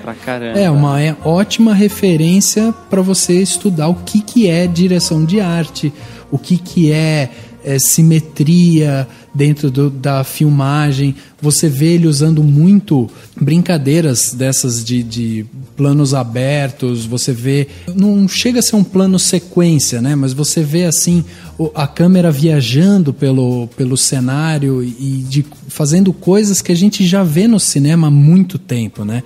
Inclusive tem uma brincadeira que ele faz quando eles estão na perseguição, quando tem esse assassino indo atrás deles e tal, e ele faz uma brincadeira com silhuetas, quando eles estão entrando dentro de um... Como que é o nome daquele negócio? Tipo um bondinho, né? É o funicular. Isso. Não, o bondinho depois é um bonde mesmo. É um bonde, enfim. Aí ele faz uma brincadeira com aquilo, com as silhuetas e tal, que eles entram, saem, não sei o quê, né? Tem uma perseguição ali, e aquilo é uma homenagem clara para uma animação que foi a primeira animação que teve dentro do cinema, que se chama As Aventuras do Príncipe Ahmed. Então ele faz essa brincadeira de silhueta que era muito feito antigamente, quando você tinha essa parte das animações. Então você percebe que o Anderson ele consegue fazer essas brincadeiras com relação à referência, né? E ele deixa de uma forma muito sutil. Sim. E dentro do filme ela é muito bem encaixada, porque como o filme tem essa direção de arte muito própria, ele acaba conseguindo absorver essas referências de animação ou de até uma coisa mais teatral, assim, né? O filme, você consegue assistir o filme e consegue pensar numa peça de teatro, assim. Você consegue ver os cenários, sabe? O próprio hotel, quando você olha o hotel lá em cima e você vê eles chegando no hotel e tal, você fala, isso daí podia ser o fundo de um cenário de teatro, entendeu? Sim, exato. E inclusive a própria forma de retratar a Europa, o leste europeu, de uma forma meio genérica, vem de filmes americanos da década de 30 que se passavam no leste europeu. Exatamente. Só que o que eles faziam? Eles gravavam, tipo, em Los Angeles, um filme que passando em, sei lá, em Praga, né? E aí ele se inspirou nisso, tipo, no como transformar um lugar que não é bem o leste europeu no leste europeu da década de 30. E ele se inspirou muito em filmes dessa época. Tipo, você pega um estereótipo, aquelas ruas mais sombrias, o frio, né? Ou a neve, se precisar e é que é mais ou menos, se for parar pra pensar, é que você não gostou do filme, Henrique, mas se você pegar o Trash, por exemplo, ele é um filme fabulesco que poderia, que teoricamente se passa em qualquer país de terceiro mundo, qualquer país pobre, e que por um acaso eles filmaram no Brasil e escolheram no Brasil, né? E a história, então assim, se for parar pra pensar, se você não, vamos supor que você não goste de alguma forma, de alguma coisa que foi retratada do Brasil no Trash, você fala assim, não, mas não é o Brasil, é uma visão fabulesca de um país que tem lixão, que tem crianças na favela, etc. Policial que tem problemas, policiais corruptos, etc. E é a mesma coisa, né? Assim, é uma visão, é que o Trash não é tão fabulesco assim, né?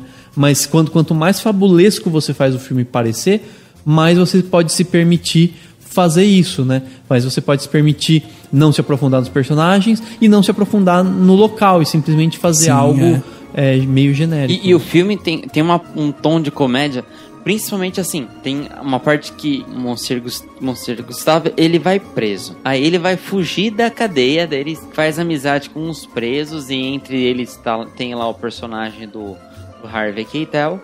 E a fuga deles, nossa, eu assistindo eu até falei assim pro Daniel, falei, lembra muito Monty Python, assim, aquelas coisas, tipo, eles pegam uma escada gigante e começam a passar, sabe assim, parece que tá vendo aquelas coisas da vida de Brian, da vida de Brian não, mas sabe assim, do sentido da vida, com uma historinha doida atrás de uma historinha doida, assim, aí vai descendo, abre o bueiro, aí tá os policiais lá embaixo, tipo aquele humor britânico mesmo, assim, né? E um humor inocente também, em muitos casos. Totalmente. Mas tem alguns interessantes, assim. Eu gostei que eu percebi um pouquinho na hora, depois eu pesquisei, porque eu falei, putz, eu posso ter entendido errado. Mas que a tradução da legenda ou da dublagem não vai conseguir pegar. Porque, assim, o Gustave, ele era um pouco, talvez afeminado, mas bastante meticuloso, bastante, enfim, com toques um pouco afeminados. E o filho da Madame D, né, que era a Tilda Swinton, dá a entender, acusa ele de ser gay, diz que ele é gay, né? E tem um momento em que ele tá na prisão já, e não sei qual dos prisioneiros lá, quando chamam ele pra fugir do lugar, ele fala assim, a gente quer conversar com você, quer que você ajude, porque você é um cara muito direito, muito, sei lá, muito honesto, né? Na tradução. Só que em inglês seria straight fellow. Você é um rapaz straight. E straight é usado pra heterossexual. Sim, exatamente. E aí ele fala assim, bom, eu nunca fui acusado disso antes, então eu agradeço o sentimento. Só que quando ele fala isso, ele não pensou tipo, nunca me disseram que eu sou honesto. Não, nunca me disseram que eu sou heterossexual, entendeu? E essa piadinha que eles fazem umas brincadeiras assim, né, de uma piadinha muito rápida, que se você perdeu, você perdeu e partiu pra próxima. Tem uma parte também que ele tá discutindo, acho que com o Dimitri, ou é o próprio personagem do Jeff Goldblum, que foi também uma surpresa no filme, que faz o advogado, né, o Kovacs, que ele fala, o Dimitri fala, não, mas ele tocou na minha mãe, ele é um pervertido, não sei o quê. Aí acho que o Kovacs ou o próprio Joplin fala, mas você não acabou de falar que ele é gay? Ele é bissexual. Exatamente.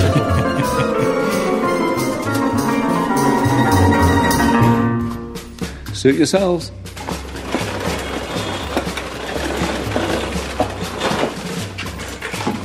Rise and shine, chop chop. Good morning, Pinky.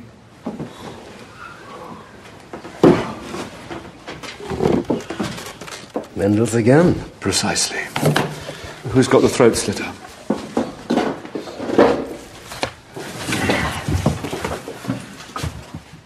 Out of this world. Mendel's is the best. Well, back to work. Mr. Gustav? Yes?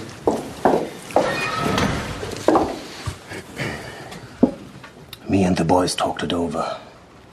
We think you're a real straight fellow. Well, I've never been accused of that before, but I appreciate the sentiment. You're one of us now. What a lovely thing to say. Thank you, dear Pinky. Thank you, Gunther. Thank you, Wolf. Anything else? Tell him, Ludwig. Checkpoint 19 ain't no 2-bit, Huskow.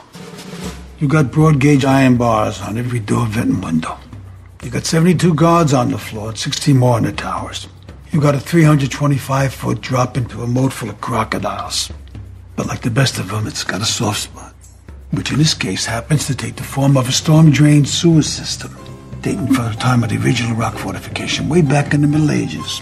Eu achei muito, muito genial a interpretação do Ralph Fiennes nesse filme, porque eu acho que ele traz esses cacuetes, ele traz essas manias, esses toques, mas com uma sutileza e uma elegância que o personagem exigia, obviamente, mas que o Ralph Fiennes faz com total competência, assim, e eu achei de uma surpresa muito boa também o Tony Revolori, né, que é o Zero, um garoto, né, porque ele tem também essa coisa meio irônica do personagem, ao mesmo tempo que ele é um garoto que tá ali, é um garoto de mensagem, que tipo trabalhou em outros lugares e tal, mas que tá tentando ali para ganhar a vida e tal. Ele tem uma coisa meio irônica, né? Às vezes nos diálogos, a gente percebe no diálogo entre eles.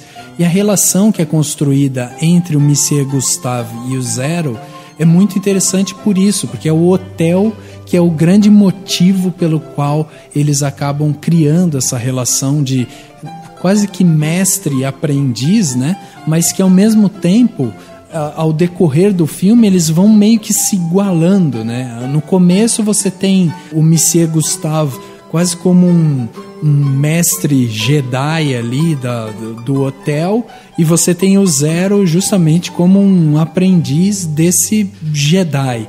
E aí ao decorrer do filme você vai vendo que o Zero vai ganhando experiência até o ponto que eles ficam mais ou menos igualados, né? Então é muito interessante isso, como que eles conseguiram colocar esse peso para os dois, e até me surpreendeu um pouco o fato do Ralph Fiennes não estar concorrendo a melhor ator nesse Oscar, sabe? Porque o personagem é um personagem quase que cartunesco, ele é um personagem teatral, ele tem esses toques, ele tem essas coisas, e ele acabou não entrando como melhor ator, e eu acho que ele poderia até estar ali no lugar, por exemplo, do Bradley Cooper, sabe? Que fez o Sniper Americano. Não assisti Sniper Americano, não sei se o Bradley Cooper traz uma carga dramática e não sei o quê, mas assim, a gente tá falando de um personagem que virou um personagem quase que icônico, entendeu? Sempre que você vê o bigodão, alguma coisa, exatamente, você já vai... Ou a roupa, aquela roupa roxa, né? Que ele usa, uniforme, né? E é muito parecido, inclusive, com aquele personagem que o Johnny Depp fez, do pirata, o... Jack Sparrow, que é uma coisa muito... É uma interpretação muito própria, entendeu? Singular, né? Mas o Ray Fiennes é bem melhor que Não, muito melhor. Por isso que eu acho que faltou ele no Oscar, sabe? Porque ele criou um personagem que, cara, isso daí, do jeito que ele fez, pode virar um símbolo de personalidade, entendeu? Você vai conhecer um cara e vai falar, esse cara é muito Monsieur Gustave, sabe? É verdade. E o Wes Anderson falou que nunca pensou em outro ator pra ser o Gustavo, sendo que até onde eu sei, pelo que eu vi, eles não tinham trabalhado juntos antes, assim. Não, ele simplesmente falou assim, não tinha. É ele. E aí ele pegou os atores que são, porque ele tem muitos parceiros, né? O Owen Wilson, o próprio Owen Wilson, o Adrian Brody, que já fez outro. O Murray também, né? Exatamente, o Bill Murray. Não, o Bill Murray só não fez o primeiro filme do Wes Anderson. Todos os outros ele fez. Exatamente. E nesse ele faz uma ponta, né? Então, por isso ele que eu aparece falei, muito rápido.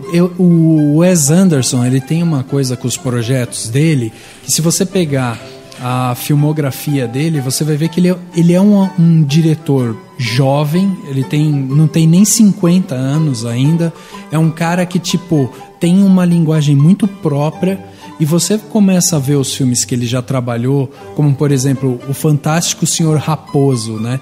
Que é um filme também... Em stop motion, né? Em stop motion, mas também muito bem enquadrado. Ele tem toda uma singularidade, umas manias, exatamente. As cores, né? Muito bem, assim, muito chamativas, né?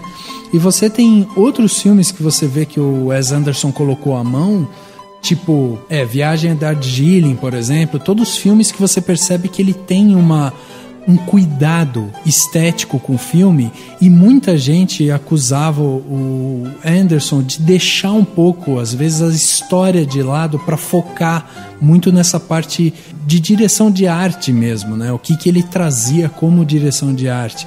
E aí o Grande Hotel Budapeste é justamente a união desses dois lados, assim, porque se ele era acusado de uma coisa, ele conseguiu equilibrar as duas coisas no Grande Hotel Budapeste, e ele ainda conseguiu vender o projeto para atores que trabalharam com ele e que aparecem no filme quase que como dando a sua assinatura de aprovação do filme, sabe? Que é o caso do Bill Murray. Ele não precisava estar lá, qualquer um faria o personagem, mas o cara pega e fala, não, eu vou estar no seu filme, eu apareço lá pelo projeto que você está fazendo, um projeto, muito autoral. Tipo, exatamente. Preciso estudar o Wes Anderson. Grande Hotel Budapeste.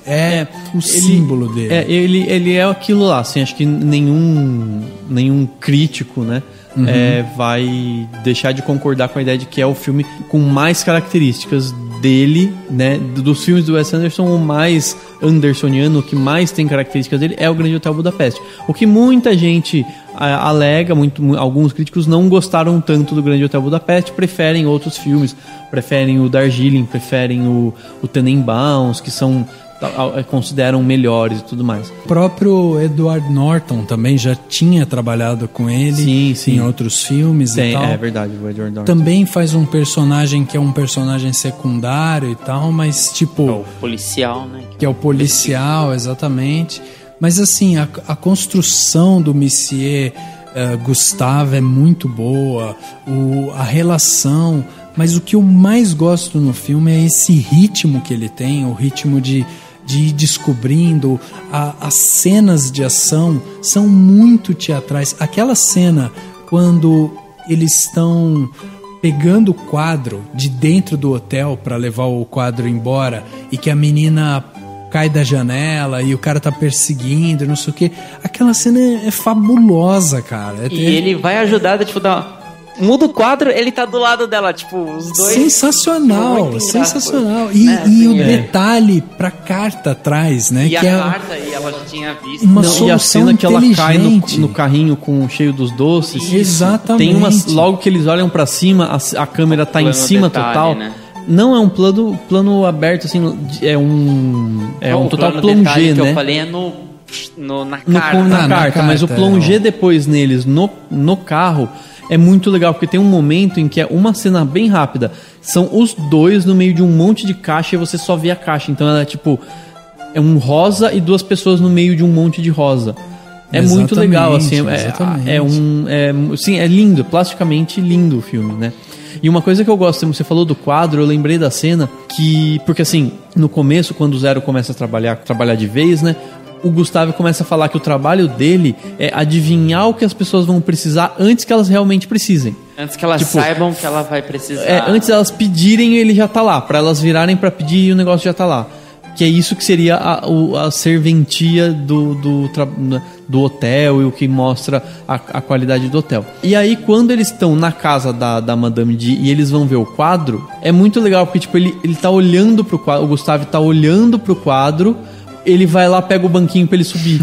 Tipo, eu já sei o que você vai querer. Você vai querer subir, pegar esse quadro pra levar embora. Então pega aí, tu já trouxe o banquinho. Então é muito legal isso, assim, com essas referências, né, que tem entre coisas que acontecem antes e depois, a mudança dos personagens e como eles aprendem. Aí depois ele ainda vai lá e ensina o menino ajuda, eles voltam pro hotel. Tem um outro lobby boy, né, no lugar dele.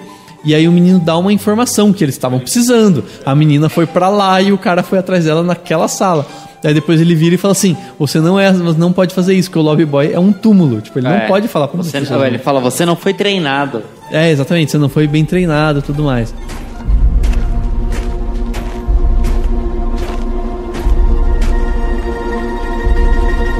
You sick, pathetic creep. I hate you.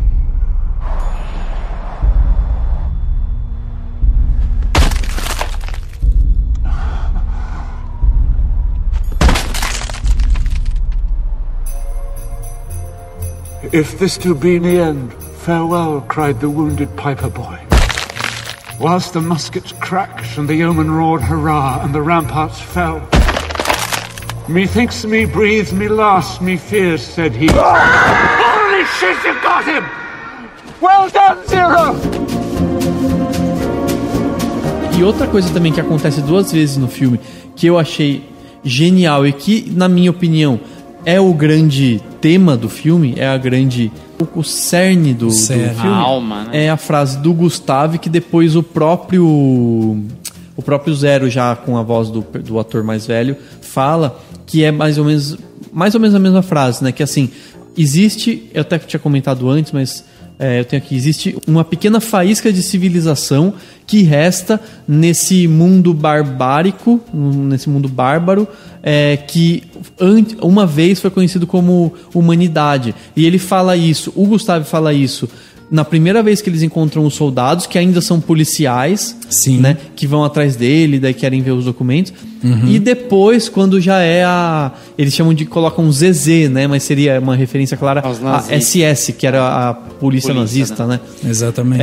Que estava dominando já na guerra. E o filme, ele é exatamente isso, por isso que eu até já comentei isso, mas estou repetindo, tô talvez me repetindo, mas é importante. Tipo, o filme é esse lampejo de humanidade e de felicidade e de humor e de bom humor em meio a coisas ruins, né? Em meio à guerra, em meio à morte da mulher.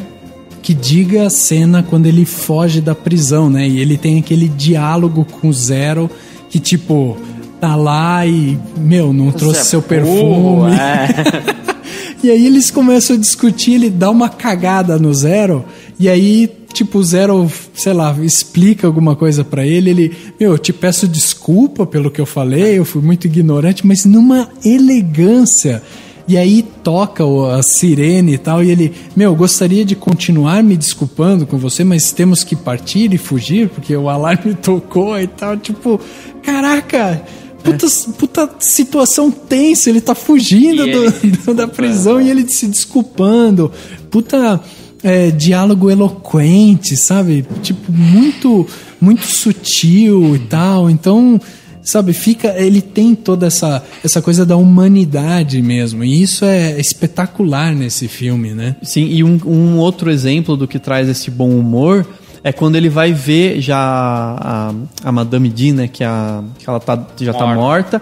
Ele olha e fala assim, você tá tão bonita. Ele tinha criticado a unha dela, ele falou, a sua unha agora tá boa, nananã. E daí ele fala assim, eu não sei que tipo de creme passaram no necrotério, mas eu quero um creme desse pra mim, entendeu? Tipo, é muito, muito legal. Muito legal. Lidando com a morte, ele tá, então, e é esse bom humor que também tem a ênfase tem a questão do tom fabulesco, né? Exatamente. E que é o bom humor justamente ao lampejo de humanidade que ele tem, né? E que ele tem num meio onde as pessoas são riquinhas, mimadas e fazem coisas fúteis, né? De uma forma geral, é quem frequenta o hotel, né? E ele traz essa humanidade e essa serventia, assim. Isso é muito legal e, assim, eu não consigo encontrar muitas palavras para descrever o quanto isso é importante na hora de se falar do leste europeu. Vivendo a situação da guerra. Principalmente nessa época, essa construção e tal. Agora, me diz uma coisa, gostaria da opinião de vocês. O filme foi indicado para 9 categorias. Ele foi indicado para melhor filme, melhor direção, melhor roteiro original, melhor trilha sonora, melhor fotografia, melhor direção de arte, melhor maquiagem e penteados, porque isso é uma categoria, né? Uma só, né? E você tem melhor montagem e edição, né? Que também é uma categoria só, e melhor figurino. Aí eu peguei essas 9 categorias e comecei a falar, bom, deixa eu ver onde que ele poderia, né, ganhar e tal. Eu coloquei aqui que ele pode ganhar, né, assim, ele tem possibilidades. Melhor filme, melhor diretor, melhor roteiro original, melhor fotografia, melhor direção de arte, melhor maquiagem em penteados, melhor montagem e edição e melhor figurino. Ou seja, dos 9 Oscars, eu falei, nossa, ele tem possibilidade de ganhar 8. O único que eu não coloquei foi trilha sonora, que eu achei que, tipo, isso... de repente poderia ser melhor trabalhado e tal, e você tem outros concorrentes ali e tal, então não sei se ali ele estaria forte. E na verdade, melhor filme, ele estaria brigando diretamente ali com Birdman, Boyhood, exatamente. Então você eu acho que melhor filme ele não ganha. Eu também ele não ganha. Ele vai ser Birdman ou Boyhood. E melhor diretor eu também acho difícil. Melhor diretor não, porque eu tô com uma leve impressão de que vai se acontecer agora em 2015 o que aconteceu em 2014. Melhor filme e melhor diretor vai ter uma dobradinha, entendeu? Então, tipo, imagino eu, assim, ainda tô chutando, ainda não vou falar com propriedade de apostador de Oscar, né, que eu fiz no ano passado, porque eu ainda não vi todos os filmes, mas eu imagino que, assim, melhor filme vai ser o Boyhood e melhor diretor o Inhárrito pelo Birdman, entendeu? Exatamente. Ou vice-versa, né? Exatamente. Eu acho que é ao contrário. Eu acredito que o Boyhood ganhe como... o Boyhood ganhe como diretor mesmo. O Linklater. Pode ser, mas agora, assim... por exemplo, dentro dessas categorias, ele está concorrendo a 9 categorias, então eu queria saber de vocês o que vocês acham que ele é o favorito mesmo, sabe? Então eu acho que o favorito ele tá como favorito em fotografia, direção de arte e roteiro original. Eu acho que essas são as 3 categorias que ele tem reais possibilidades de levar o Oscar. Melhor fotografia, sem dúvida, cara. A fotografia do filme é linda. É possível. E direção mesmo. de arte também. Agora, melhor roteiro original... Ele briga com grandes, né? Ele briga com Birdman, com Boyhood, Foxcatcher e o Abutre. É difícil, cara. Eu não apostaria todas as minhas fichas. Mas, direção de arte, fotografia, eu acho difícil o filme tirar. Você pega qualquer cena assim do filme, cara, é lindo, sabe assim? Tem qualquer cena no elevador, por exemplo, que tem aquele elevador completamente vermelho, eles com a roupa roxa. Eu teria um quadro fácil na minha casa, assim, de uma cena dessa. Eu acho assim, direção de arte dá pra postar mesmo, assim, postar todas as fichas, porque você tem outros que talvez não tenham. Talvez o Interestelar, mas eu não sei não. Agora, fotografia, ele tá concorrendo com o Sr. Turner, que é um filme que foi muito elogiado pela fotografia, que é um filme de época e tudo mais. Com o ator que fez o Pedro Pettigrew lá do Harry Potter, eu esqueci o nome do ator. Mas o Sr. Turner pode ser, sim, talvez tenha uma fotografia melhor, mas dificilmente dariam só a melhor fotografia pro Sr. Turner, que não tá concorrendo a mais nada, entendeu? Não, então, e o Grande Hotel Budapeste Turner tá concorrendo a melhor figurino. Então eu acho que o que eles podem fazer é tipo, eu dou melhor fotografia para Budapeste, melhor figurino pro Turner, porque eles adoram dar figurino para filme de época e tal. Sim, apesar de que ele não tá concorrendo com o melhor figurino, né, o Grande Hotel Budapeste. Não, tá concorrendo. Tá, sim, foi mal. Me perdi.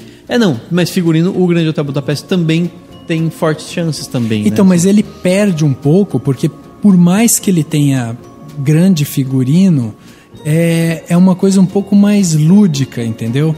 Então, eu não sei se a academia pensa muito nisso. A academia costuma dar mais para os filmes de época, porque exige uma pesquisa. Exatamente. E nesse caso foi mais criação. Mas mesmo assim, não estou dizendo que eu vou apostar minhas fichas, mas dá para acreditar que é possível, né?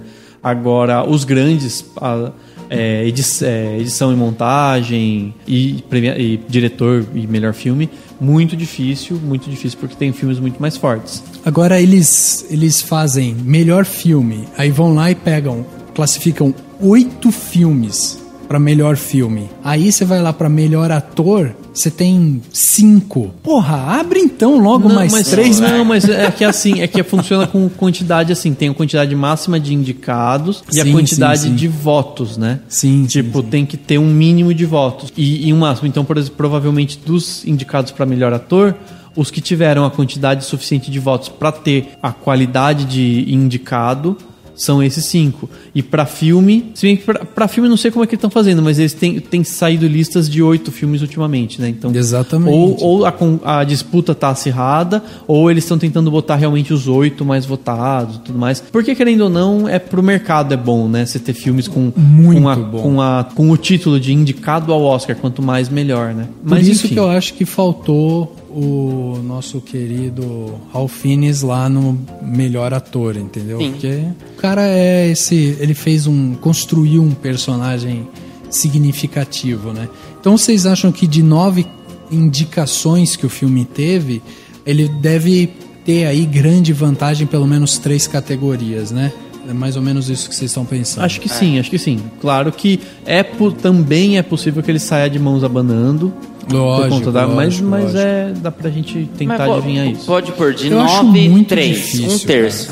Eu acho muito difícil ele sair sem nada. Eu acho muito difícil. Vocês acham que, por exemplo, o roteiro original, a gente tá falando de um cara que escreveu lá um roteiro, né, como foi o caso do Wes Anderson e tal, levando em consideração que, por exemplo, ele não levaria melhor diretor nem melhor filme. Vocês acham que de repente ele pode abocanhar roteiro original? Como, compensação, entre aspas? Pela obra, entendeu? Eu acho que até, assim, ele até poderia ganhar, mas eu acho que vai ser muito difícil não darem roteiro original pro Birdman ou pro Boyhood, que com certeza vão ser os filmes que vão ganhar a maior parte dos prêmios e tudo mais. Entendi. É mais por concorrência do que por outra coisa, né? Entendi. Mas, enfim. Uma coisa que eu achei interessante no Grande Hotel Budapeste é a forma como o Anderson coloca o relacionamento do Zero com a Agatha, né? Que Sim, é a menina, verdade, né? Porque assim, a gente não fica sabendo se ela é completamente apaixonada pelo que ela faz, apesar de parecer que ela gosta muito de fazer os doces lá, né? De ser ela é a confeiteira, né? Uhum. E ele é completamente apaixonado por trabalhar em hotel, né? Ele gosta de ser o lobby boy lá. E a partir do momento em que ele conhece a Agatha, ele praticamente faz tudo em função dela, né? Assim, de uma certa forma, né? Eles querem proteger a Agatha, eles se preocupam com ela, ele vai atrás e tudo mais. Quer resgatar ela. Quer resgatar. Né? Eu achei muito interessante isso, né? É interessante. E outra coisa que... Até, né, Dani, o desfecho dela, né? Porque ela é o grande amor da vida do Zero. Você tem esse argumento... E aí, quando finalmente eles... deu tudo certo, a gente conseguiu, recuperou o quadro, blá, blá, blá. Aí ele pega e fala que ela morreu alguns anos depois, né? Teve complicações lá, uma doença e tal. E aí você fica meio... Caraca, do mesmo jeito que ela entrou, ela saiu. Tipo, ela meio que entra do nada e meio que sai do nada, né? Ela aparece... Quer dizer, ela é apresentada como personagem efetivamente... mais pra frente da metade do filme até. Antes você tinha mostrado ela de bicicleta e até o próprio... O Zero adulto, né? O Zero velho já. Ele fala, eu não quero falar dela agora. Até mostra ele chorando. E depois ele realmente conta quem era ela. Why are we stopping at a barley field again?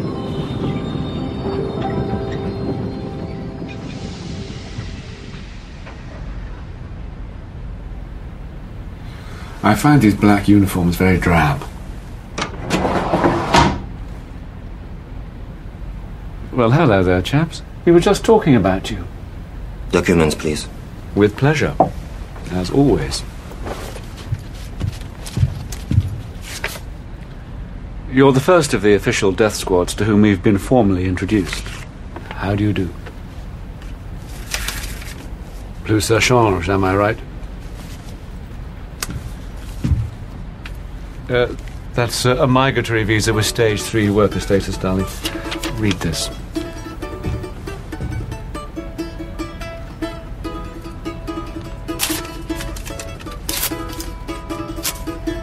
Come outside. Now stay there. I give you my word, if you lay a finger on this man, I'll see you dishonorably discharged, locked up in the stockade, and hanged by sundown. É interessante pensar na obra do Anderson porque eles contam algumas coisas, né? E entre as coisas que são contadas e não são mostradas tá o fato de que ele tá apaixonado. Ele fala, né? O narrador, né? O Zero fala assim, eu me apaixonei por ela. Em nenhum momento isso é mostrado assim não é o diretor não se aprofunda no romance, mas ele mostra os dois meio que se pegando, né, num cinema lá, assim, se agarrando. Sim. E assim, eu li como uma das características do Wes Anderson como um cara que não gosta de mostrar cenas muito melosas, mas ele mostra existe um romance, o amor, né? E o né? romance por meio de cenas às vezes ou sexualizadas ou que não seja sexualizada, mas práticas, vamos dizer assim. Entendi. Ele não consegue ser muito teórico, muito caprichoso no romance. Eu lembrei agora do Moonrise Kingdom, né? Que é o filme que tá mais fresco na memória dos que eu vi do Wes Anderson, que também tem isso, assim, tipo, o menino gosta da menina, mas em nenhum momento parece que ele gosta, porque o menino é meio esquisito. E eles conversam como crianças e tal, e aí tem um momento que eles falam assim, vamos dar um beijo e não sei o quê. E aí eles dão um beijo, ele fala assim, não, tem que ter língua. E é um negócio muito frio quando você vê, porque ele talvez não sabe mostrar isso como muitos diretores gostam de mostrar. Que é o que eu tava te falando, que é isso que pra mim continua, né? Pra mim o filme ele perdeu alguns pontinhos por isso, por conta dessa, sabe, dessa sinergia com o público. Como que eu vou fazer o público se conectar com esses personagens? Porque é como você falou, a menina entra, a menina sai, e você não fica tipo chateado por ela morrer alguns anos depois. E mesmo o cara sofrendo por ela, você vê que ele tá sofrendo pela amada, mas você, tipo, whatever, entendeu? Tipo, ele tá sofrendo, que faz parte mas da coisa fabulesca. Exatamente. E a característica interessante de análise, até inclusive que eu li a respeito, que é justamente o fato de que o Wes Anderson não sabe ser meloso, entendeu? Ele não sabe ser melodramático, ele é prático, né? E ele é muito mais focado no humor e nesse tom fabulesco. Vamos pedir pra ele andar um pouco mais com o Henrique, que é o cara mais meloso que a gente conhece. Meloso. Caetano Meloso. E vim no Brasil fazer umas novelas, assim, de repente. É boa, Manuel Carlos tá aí. Nossa, ó. Esse Manuel Carlos, direção Wes Anderson. Aprendendo a ser romântico. De repente. Mas enfim, são características interessantes de se analisar, né? Muito interessantes.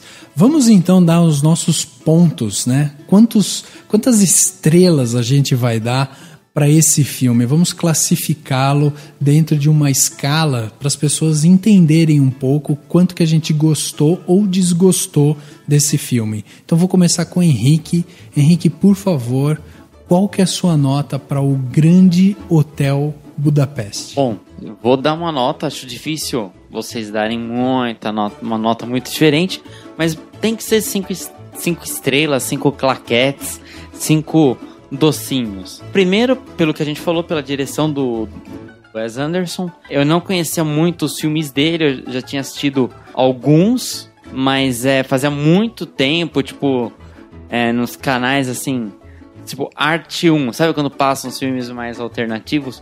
Não sou um grande fã, mas é um filme que, como a gente falou aqui, representa tudo o que ele gosta, a forma como ele dirige. Tem um vídeo, a gente vai colocar até no link, mostra a simetria dos filmes dele. Meu, é muito legal ver isso. Então, essa questão da direção impecável, assim, vale as 5 claquetes. A fotografia, que eu falei aqui, acho que ganha o Oscar. Meu, o filme, plasticamente, ele é lindo. Ele é lindo. As cores dele, sabe? Ele é chamativo. Eu lembro bem quando eu vi o cartaz dele, assim. O cartaz já te chama a atenção. E a história em si também, ela é bem interessante, assim. É aquela pegada... Tudo acontece muito rápido, sabe? O filme não para. Sim. Ele começa, vai acontecendo uma coisa atrás da outra, acabou. É um filme curto, de 1h40, mais ou menos. Então, assim... ele tem muitos elementos muito bons e que é difícil ver. Ele destaca mesmo, sabe? Sim, sim. É um filme icônico, assim. Agora, deixa eu só entender uma coisa. Pra você, o filme tem problemas ou não? Você acha que é um filme perfeito, assim, em toda a sua execução, produção, roteiro, tudo? Você acha que ele não tem defeitos? Ele tem pontas soltas, mas eu acho que é proposital. Claro, incomoda um pouco a questão de, no fim das contas, quem matou ou não matou a mulher, você acaba não sabendo, mas eu acho que o diretor também não queria exatamente demonstrar aquilo, entendeu? Isso me incomodou, talvez, um pouco, mas não o suficiente pra mas eu dar... é irrelevante. Eu não daria 4 claquetes por causa disso, não, eu dou 5. Vou torcer por ele no Oscar. A gente vai falar de outros filmes aqui, a gente vai falar de Boyhood, que é muito legal, assim, até pela forma como foi vista, mas... Se o Grande Hotel Budapeste ganhar o Oscar de melhor filme, é uma surpresa agradável. Legal, legal. E pra você, Dani, sua nota para o Grande Hotel Budapeste? Então, não sei, eu acho que se eu fosse escrever uma crítica, eu faria aquela famosa crítica que eu não falo mal, mas no final eu dou 4 estrelas. Entendeu? Entendi. Porque assim, eu realmente não vejo grandes falhas. Eu simplesmente não daria 5 porque, sabe assim, porque não é um filme... É um filme excelente, mas não é um filme que arrebatador, entendeu? Entendi. Ele não me fez, sei lá... Assim, tipo, não te encantou. Ele não fez os meus sentimentos aflorarem, ou não fez eu chorar, não fez eu rir, de gargalhar. Ele é um filme interessante pelo que ele se propõe, ele é um filme... Eu gosto muito de diretores muito autorais. Eu acho que, assim, mais uns 2 filmes, talvez o Wes Anderson precise, tipo, dar uma mudada, porque senão chega uma hora que irrita essa coisa muito autoral, assim... Tudo muito igual, né? Mesmas tomadas de câmeras, a coisa de paralelismo da câmera andando, o plongé e a câmera girando, e depois, sabe, tudo muito simétrico. Ele podia brincar de uma outra forma em algum momento depois. Mas nesse momento foi o momento certo, porque depois do que ele fez, ele foi lá e quase que deu uma chave de mestre nos críticos, né? Falou, Casa de Boneca, então é Casa de Boneca mesmo, e é assim, é assado. E enfim, eu gostei muito do filme, gostei de tudo, dos atores, das piadas, da sutileza, da direção de arte, da fotografia e tudo mais. Mas enfim, não é arrebatador, então pra mim é 4, sem grandes falhas. Eu não acho que seja uma falha o fato de que ele não consegue se aprofundar nos personagens, acho que não é o objetivo do filme, entendeu? Eu não consigo pensar em uma falha, em algo que poderia ser melhor, entendeu? Simplesmente é um filme que não te fez falar, caralho, é por isso que eu amo o cinema. Isso, não é. Mas, só pra complementar um pouco o que o Daniel falou, isso eu pensei durante o filme. Mas assim, se uma pessoa falasse, nossa, eu não quero assistir só filme de super-herói, eu queria assistir um filme assim, bem interessante, com muitos elementos do cinema, pra ver se eu estudaria uma faculdade de cinema, eu indicaria o Grande Hotel Budapeste. Sim, com certeza. Falar, se quer assistir cinema, quer um filme top, assim, assista a esse filme. Tem muito elemento do cinema, sim. Né? E a obra do Wes Anderson, e eu gostei, assim, a obra toda, né? Tipo, todos os filmes dele. E eu gostei muito do paralelo dele com o Tarantino. Eles são muito diferentes, mas eles têm esse ar, né? Esse afastamento, né?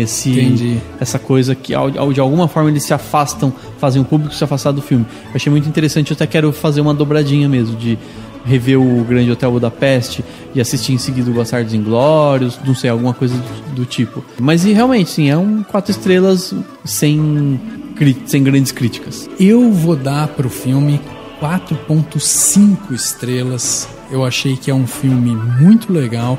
Como a gente falou também, ele é um filme que sintetiza muito o que o Wes Anderson pensa sobre cinema. Isso é muito legal de você ver uma obra sendo um plano, né, um ponto de característica para um diretor. Você começa a entender um pouco mais o que o cara vê de cinema, o que ele entende como cinema. E aí é legal que quando você vai assistir outros filmes dele, você consegue fazer essas comparações e aí você vai analisando sob o olhar daquele diretor. Então eu acho isso muito bacana. Acho, para mim, que falta, não é nem profundidade ou justificativa do que é cada personagem. O que eu digo é que falta conexão emocional, falta isso com o público. Não é nem um pano de fundo, não é nem contar o background daquele personagem, não é isso.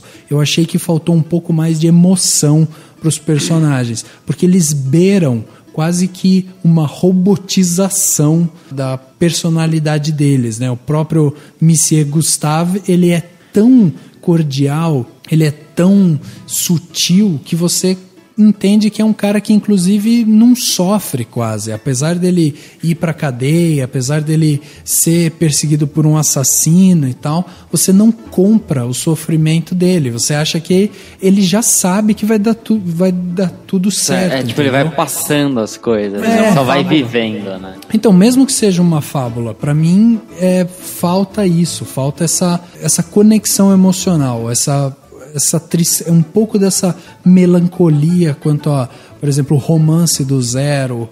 Sinto isso, assim, que ele poderia ter explorado um pouco mais, mas eu acho que não tira as várias coisas brilhantes e sensacionais que esse filme tem, principalmente nessa parte que a gente falou de roteiro, por ser um filme totalmente com uma linguagem totalmente própria, então é um filme muito original. Na parte de direção de arte e montagem, eu acho que é um filme que ele atende à excelência, assim, de quando você para pensar no que é a direção de arte, o que é a fotografia. Você para pensar em iluminação, você para pensar em qualidade, em acabamento, né? Então eu acho que isso o filme se propõe a fazer e ele entrega exatamente aquilo que a gente espera dele. Então é um filme sensacional. É um filme que vale a pena se você quer assistir, entender um pouco mais de cinema. É um filme que você consegue estudar ele. Então é um filme que eu acho que merece 4.5 estrelas para esse filme, né? E aí somando os 5 do Henrique, os 4 do Dani e os 4,5 do meu, a gente vai ter uma média de 4.5. Então fica aqui a nota do Cinemação para o Grande Hotel Budapeste é 4.5. Todas as nossas visões aqui de 3 pessoas diferentes, com visões diferentes de cinema, a gente entendeu que esse é um filme que vale 4.5. O filme não tá mais em cartaz, então não é um filme que eu vou falar vai pro cinema assistir e tal, mas é um filme que, como o Daniel falou no começo, já tá chegando nas locadoras, já tá saindo em DVD, em Blu-ray.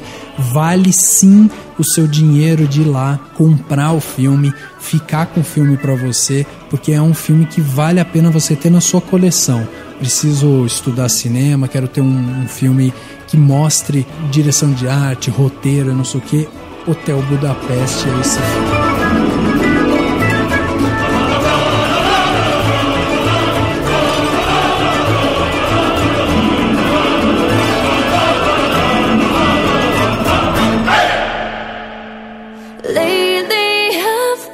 I've been losing sleep, dreaming about the things that we could be. Baby, I've been praying hard. Said no more counting dollars, we'll be counting stars. Yeah, we'll be counting stars.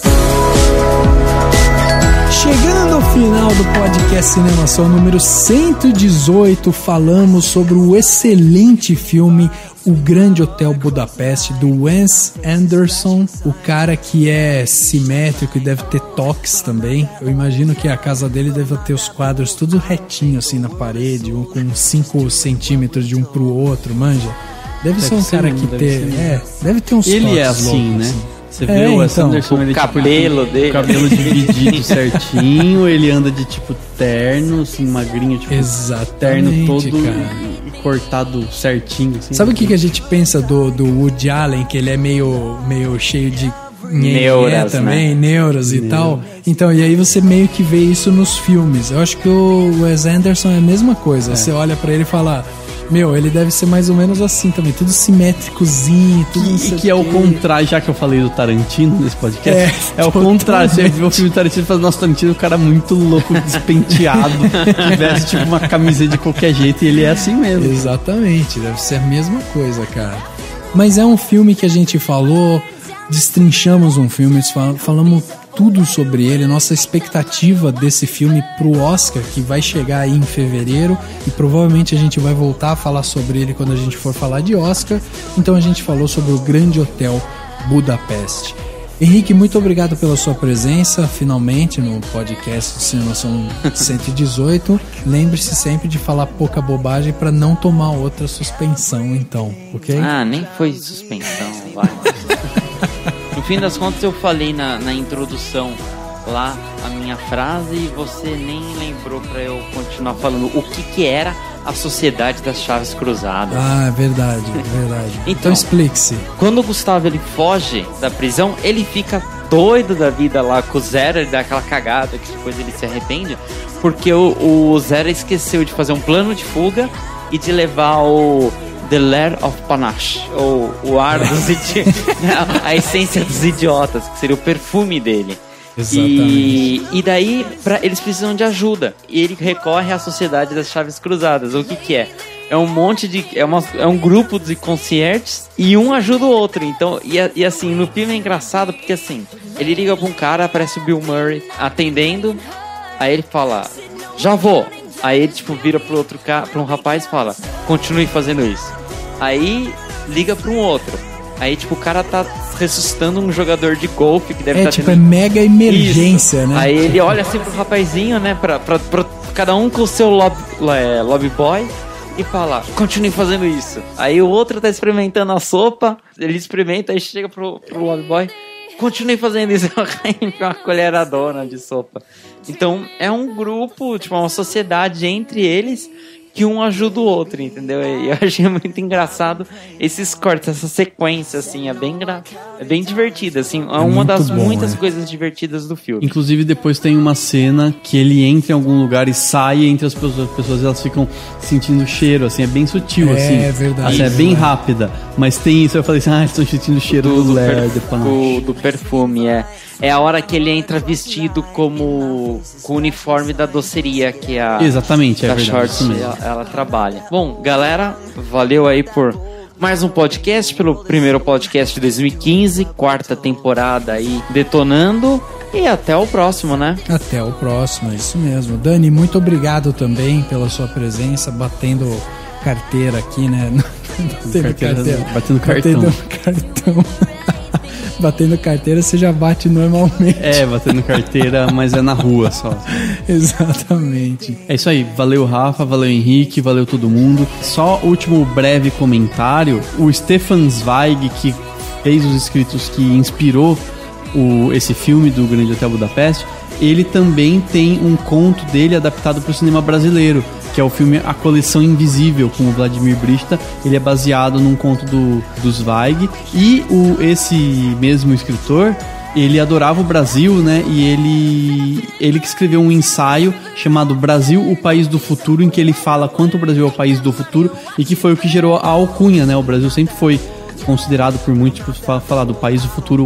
O brasileiro mesmo sempre falou muito essa frase, e é dele. Então, só para as pessoas se enriquecerem culturalmente e ficarem sabendo disso, ele elogia o Brasil na carta de suicídio dele. Pra vocês terem uma ideia de como ele gostava do Brasil. Então, e de como ele era inocente também.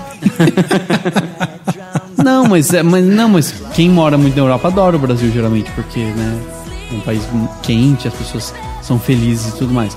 Mas enfim, só para último comentário. E é isso aí, obrigado a todo mundo e até semana que vem. O podcast Cinemação número 118 fica por aqui e a gente se vê no próximo.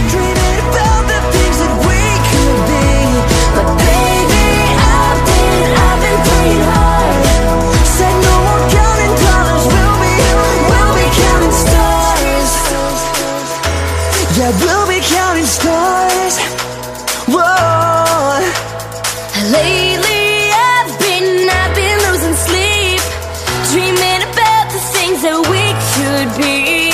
Lately I've been praying hard. counting stars. I've been losing sleep, dreaming about the things that we could be. But baby, I've been playing hard. Said no more counting dollars, we'll be counting stars. Ação. Chegando ao final do último do podcast. último não. Ainda não aqueci pro... Daqui sim. O último que a gente gravou, né? Tipo, do último de hoje.